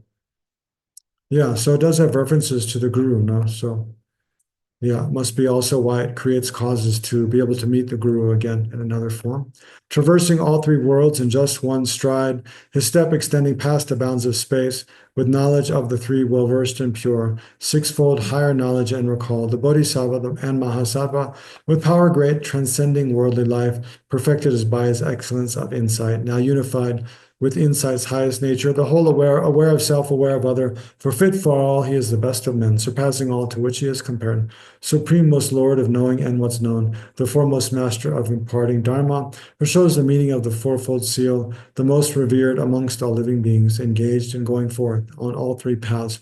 With glory purified by ultimate truth, the most fortunate within the threefold world, the celebrated source of all endowments, supreme among the glorious, Manjushri, homage to you, born of great, boon granter, best of Vajras, O summit of existence, homage to you. Homage to you, whose source is emptiness, O Buddha's awakening, homage to you. O passion of the Buddhas, homage to you. Desire of the Buddhas, I pay you homage. O love of every Buddha, homage to you. The joy of all the Buddhas, I pay you homage. O smile of every Buddha, homage to you. The laugh of all the Buddhas, I pay you homage. O speech of every Buddha, homage to you. The heart of all the Buddhas, I pay you homage. Arisen from non-being, homage to you. Homage to you, arisen from the Buddhas. Arisen from the sky, homage to you, born of pristine wisdom. O net of illusion, homage to you, the Buddha's spectacle, homage to you, the everything of all, O body of wisdom, homage to you. Om Sawa. Om Sama Dhamma Svabhava Svabhava Visuddhara Vaja A Prakti Parisuddha Sawadama Yad Uta Savat Tagara Jnanakaya Manjushri Parisuditam Upayadeti Savat Tatagara Sridaya Hara Hara Om Hom Shri Bhagavan Jnana Murti Vagisvara Mahavacha Vara Saradama Gaganamala Sapare Sudha Dhamadatu Jnana Garba. Then Vajradhara, ever glorious, most pleased and satisfied, with folded palms prostrated to the Buddha, noble guard, the Blessed One, the Lord Tathagata, and with a host of other Vajrapanis of varied forms, the lords of Guyakas, sublime protectors, noble wrathful kings, he then exclaimed this effervescent praise. Protector, we rejoice. How excellent what you have clearly taught. Through you, our lofty aim has been achieved, which leads to true and full awakening. So there it also says this leads to full awakening. And so the aims of helpless mundane beings who seek the fruits of perfect liberation, just as taught in the Maya Jala, is the noble path that leads to excellence. With largeness, vastness, and profundity, with meaning great, achieving beings' aims, just this comprises every Buddha's sphere. Just this is taught by all awakened ones. And then, yeah, sorry to go over time, but yeah, it happens. Yeah, so this is the innermost essence of the Arya Manjushri Tantra. We'll just recite one time. I prostrate to the youthful Manjushri in this way, to the Bhagavan Buddha, the wisdom body, self-arisen, the stainless soul, eye of wisdom, the brilliant light of wisdom. Aparachaniye te nama. Homage to you, the wisdom body itself. Thus it was explained by all the complete Buddhas, the perfect expression of the ultimate names of the Bhagavan, the wisdom being Manjushri, as proclaimed by the Tathagata Shakyamuni, is complete. And then the swift return prayer for Tenzin Lama's Rinpoche. Peerless teacher and assembly of all the children of the victorious ones, Shravakas and Prateka Buddhas, victorious Losang, father and sons, along with the lineage masters, all the objects of refuge of infinite lands, please bestow the virtue and goodness of accomplishing this prayer here and now. Holding and spreading the Muni's precious and complete teaching through explanation and practice, you wear the armor of patience that is never discouraged. Complete, venerable Guru, to you I make request, while striving single-pointedly for the sake of the victorious one's teaching, the sole gateway through which all benefit and happiness emerge. And from mother living beings, you suddenly departed to peace. What a great loss. Nevertheless, to the undeceiving truth of the blessing of the ocean of the three jewels, and the great waves of bodhicitta of the children of the victorious ones, and the smile of a reincarnation, swiftly beam in glory for fortunate disciples. So yeah, in short, may the Buddha's teachings flourish, may all sentient beings be free from every form of suffering, and have every form of well-being up to full enlightenment. May all the gurus have long and stable lives, especially as host Dalai Lama.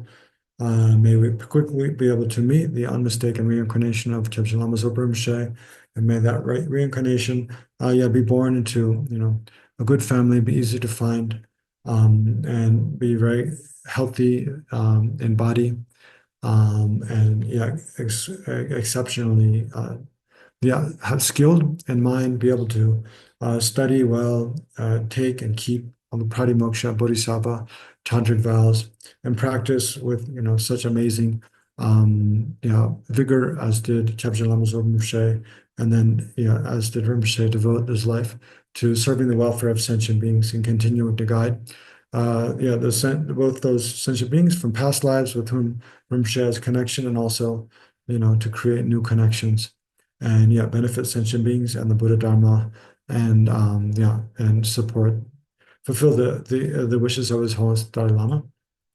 And then also for Tushita, this Dharma Center hosting this event, may be free from every obstacle and every conducive condition to continue all of the programs to benefit sentient beings in the best possible way.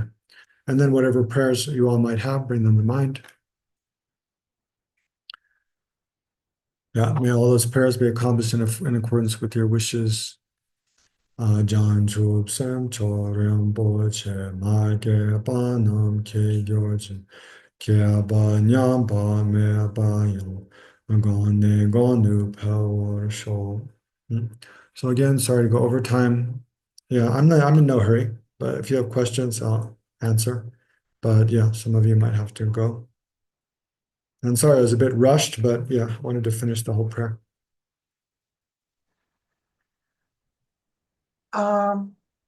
I just want to share something, and then I have a question.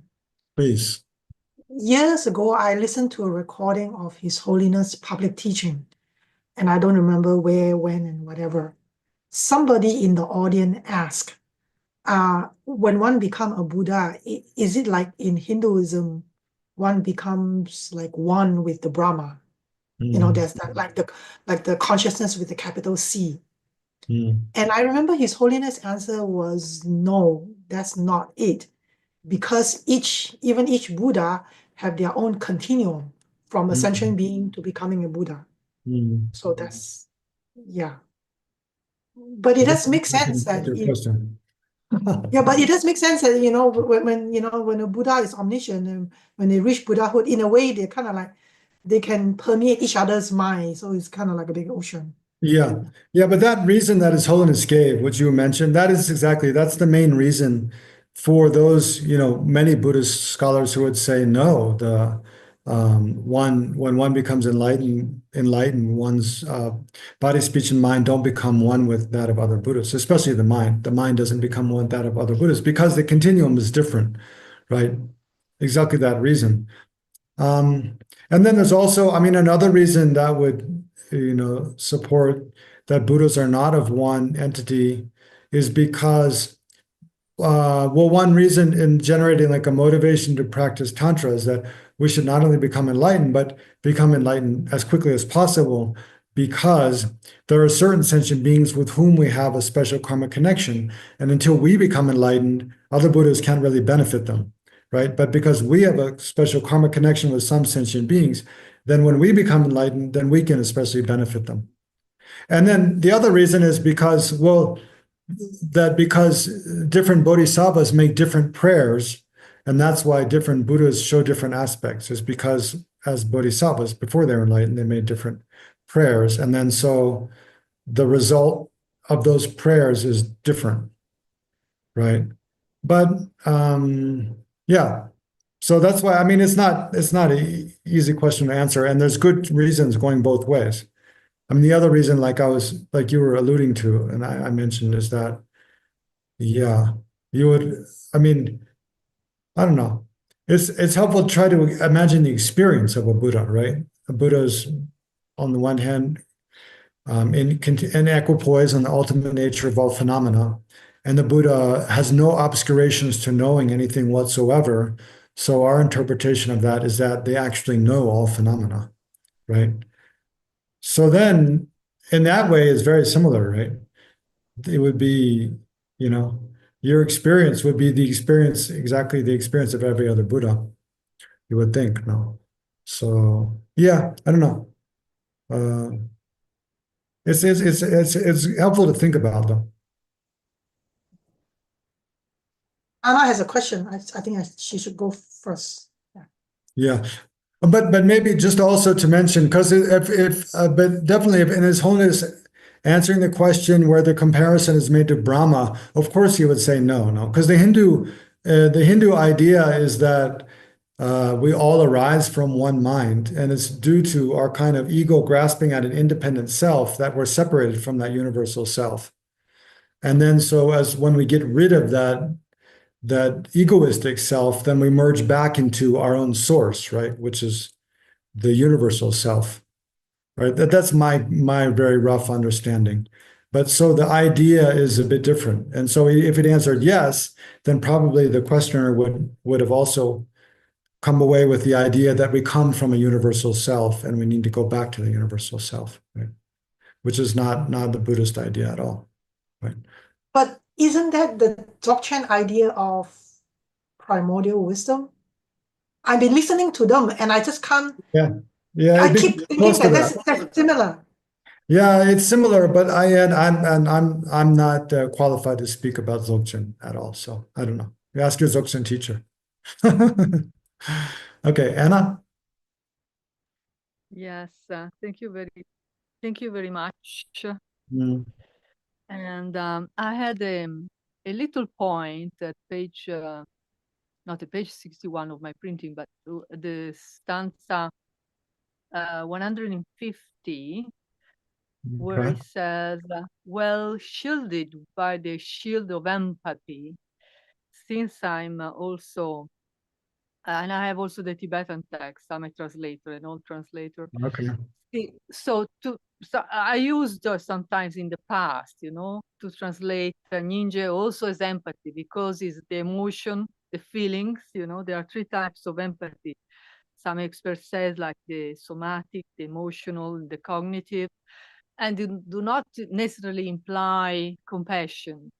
So also because in kind of in assistance in the field of helpers, there is the burnout, which is not a compassionate burnout, it's an empathic burnout, because also, when Mathieu Ricard was, told, by some scientists to check while he was meditating on very terrible images, and usually the other person under these instruments, they were, going in the activation of the amygdala and so forth, while he was, on compassion.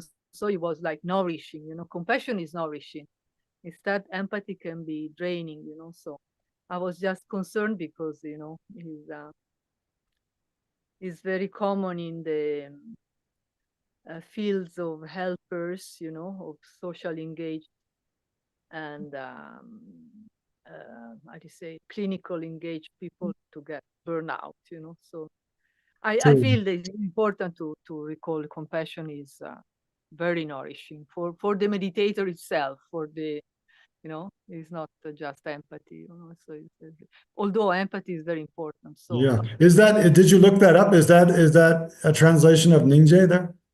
it's the same translation, yes. It's just because a few days ago I had to translate for a Lama, and so I look online because I had a very old version, and this was given probably by Jado Rinpoche. Here I see event on the hill of Lunto Chokorling Monastery on the 18 April 2023. By the way, I share in the chat here, because this file I felt so precious, because to have both together is so helpful, for translator, because, we are still to reach the high standard. So wonderful, wonderful. But yeah, maybe also it's good to mention just the reason, I think, correct me if there's something more, but the reason compassion protects more than empathy, because empathy is just you feel what another person feels, right? So when you see someone suffering, you feel the degree of that suffering, and of course that disturbs you. But compassion is more a response to that. It's like just having the intention, to relieve that person's suffering itself is becomes already a step towards a solution to that. So it's like in taking that energy of feeling another person's suffering and then channeling it in the direction of how to bring about a resolution to that suffering. So that channeling that, that energy towards just generating the wish, may they be free from suffering, already, I think, it brings relief to the mind. Yeah. Yeah, it's something very interesting to find details, because it was interesting that in the laboratory, they discovered that the prefrontal cortex was activated, instead Yeah. of just the sadness, because the empathy can be also just cognitive. Even very cruel people have empathy, they use the empathy, because they see what makes you to suffer, is a defensive, can be a very defensive system, attacking, and so by itself is not leading to activate compassion and taking care.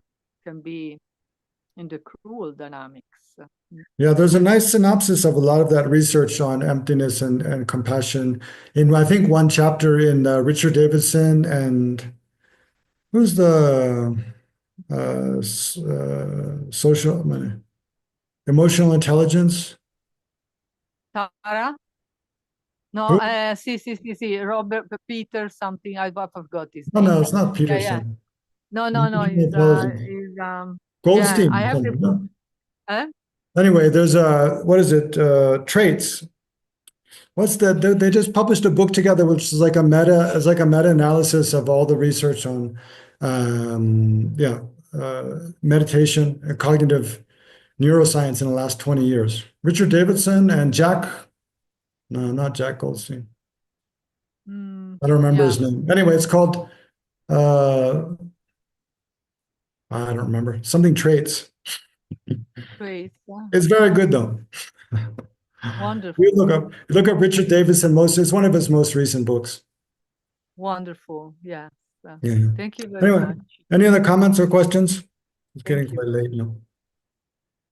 Maybe we wrap it up there. You can take one more Thanks so question. much. Thank you so much. Sure. Go ahead, B. It's not directly related to the chant of name of Manjushri. I just want to take advantage that I have a Geshe in front of me.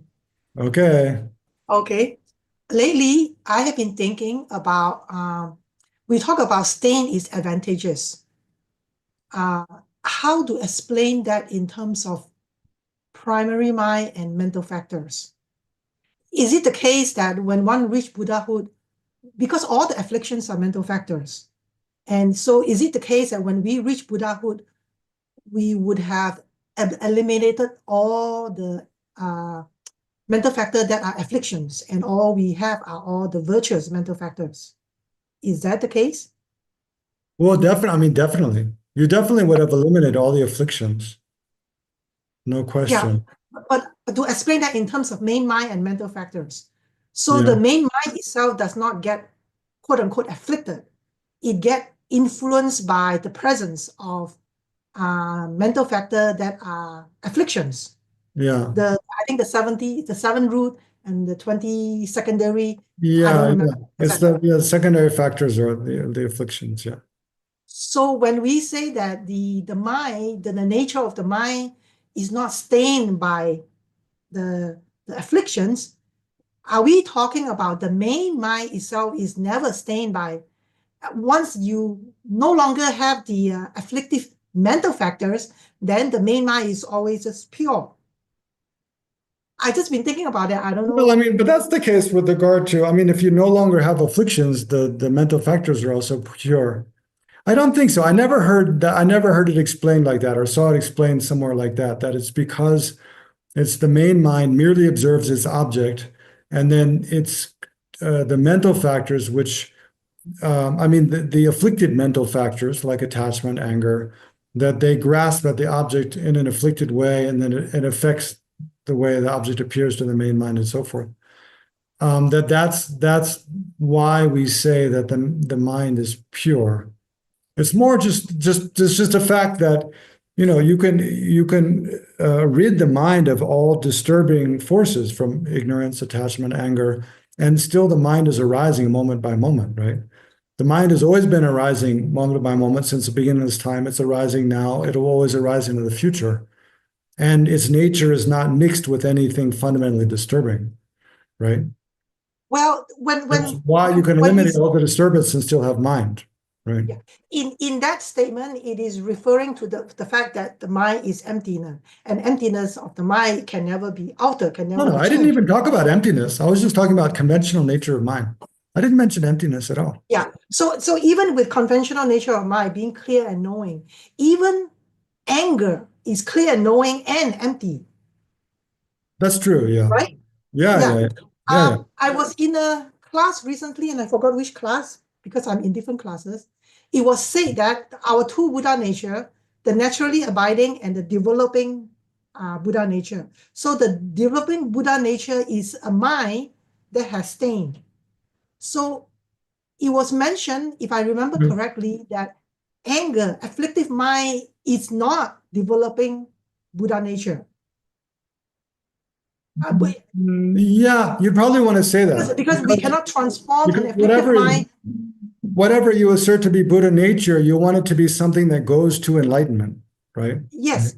If something is abandoned before you enlighten, then it's not Buddha nature, right? So that made me remember, because I kind of sort of forget that when we say when the mind is, like say my mind is angry, really I'm talking about a main mind that is accompanied by a mental factor, anger.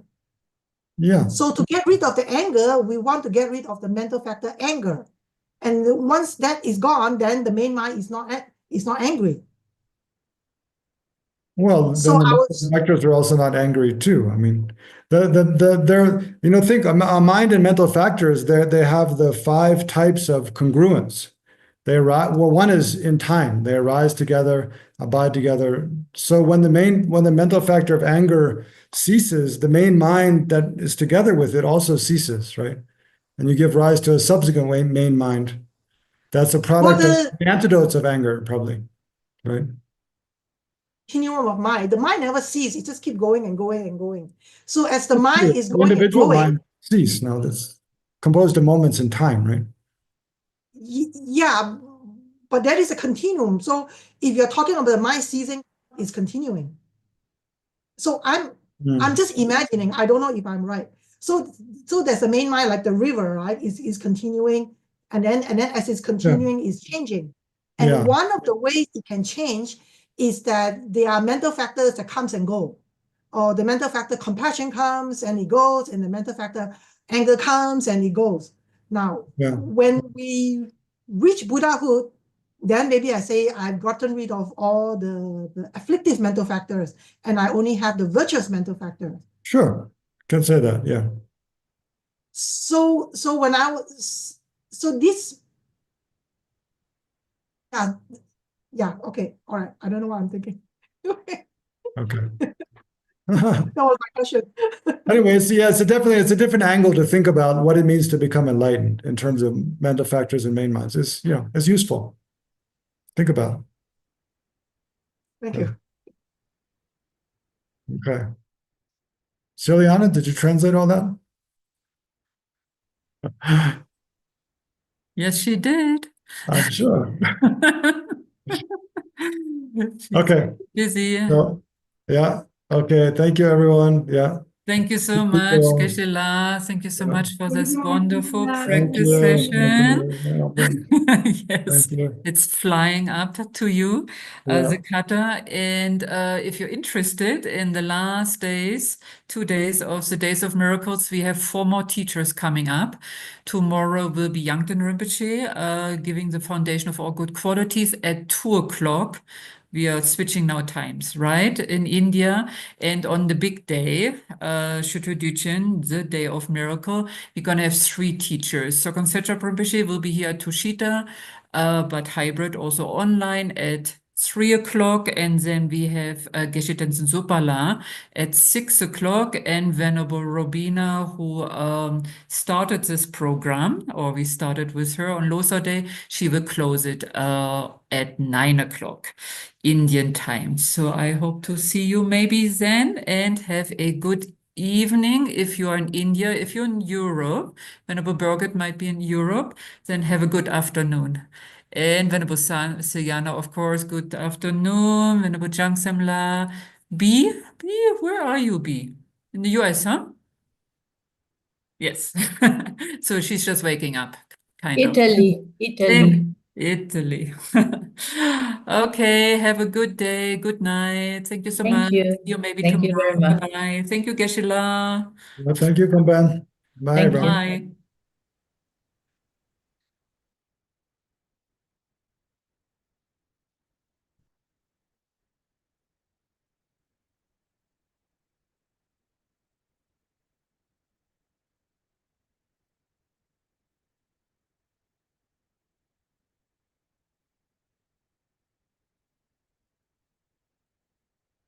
Bye, Sayana.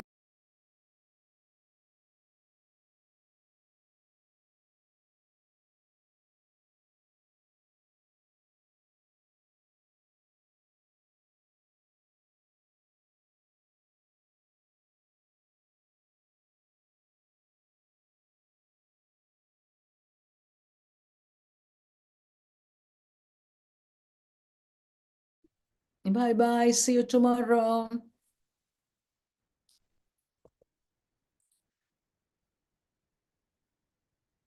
Okay.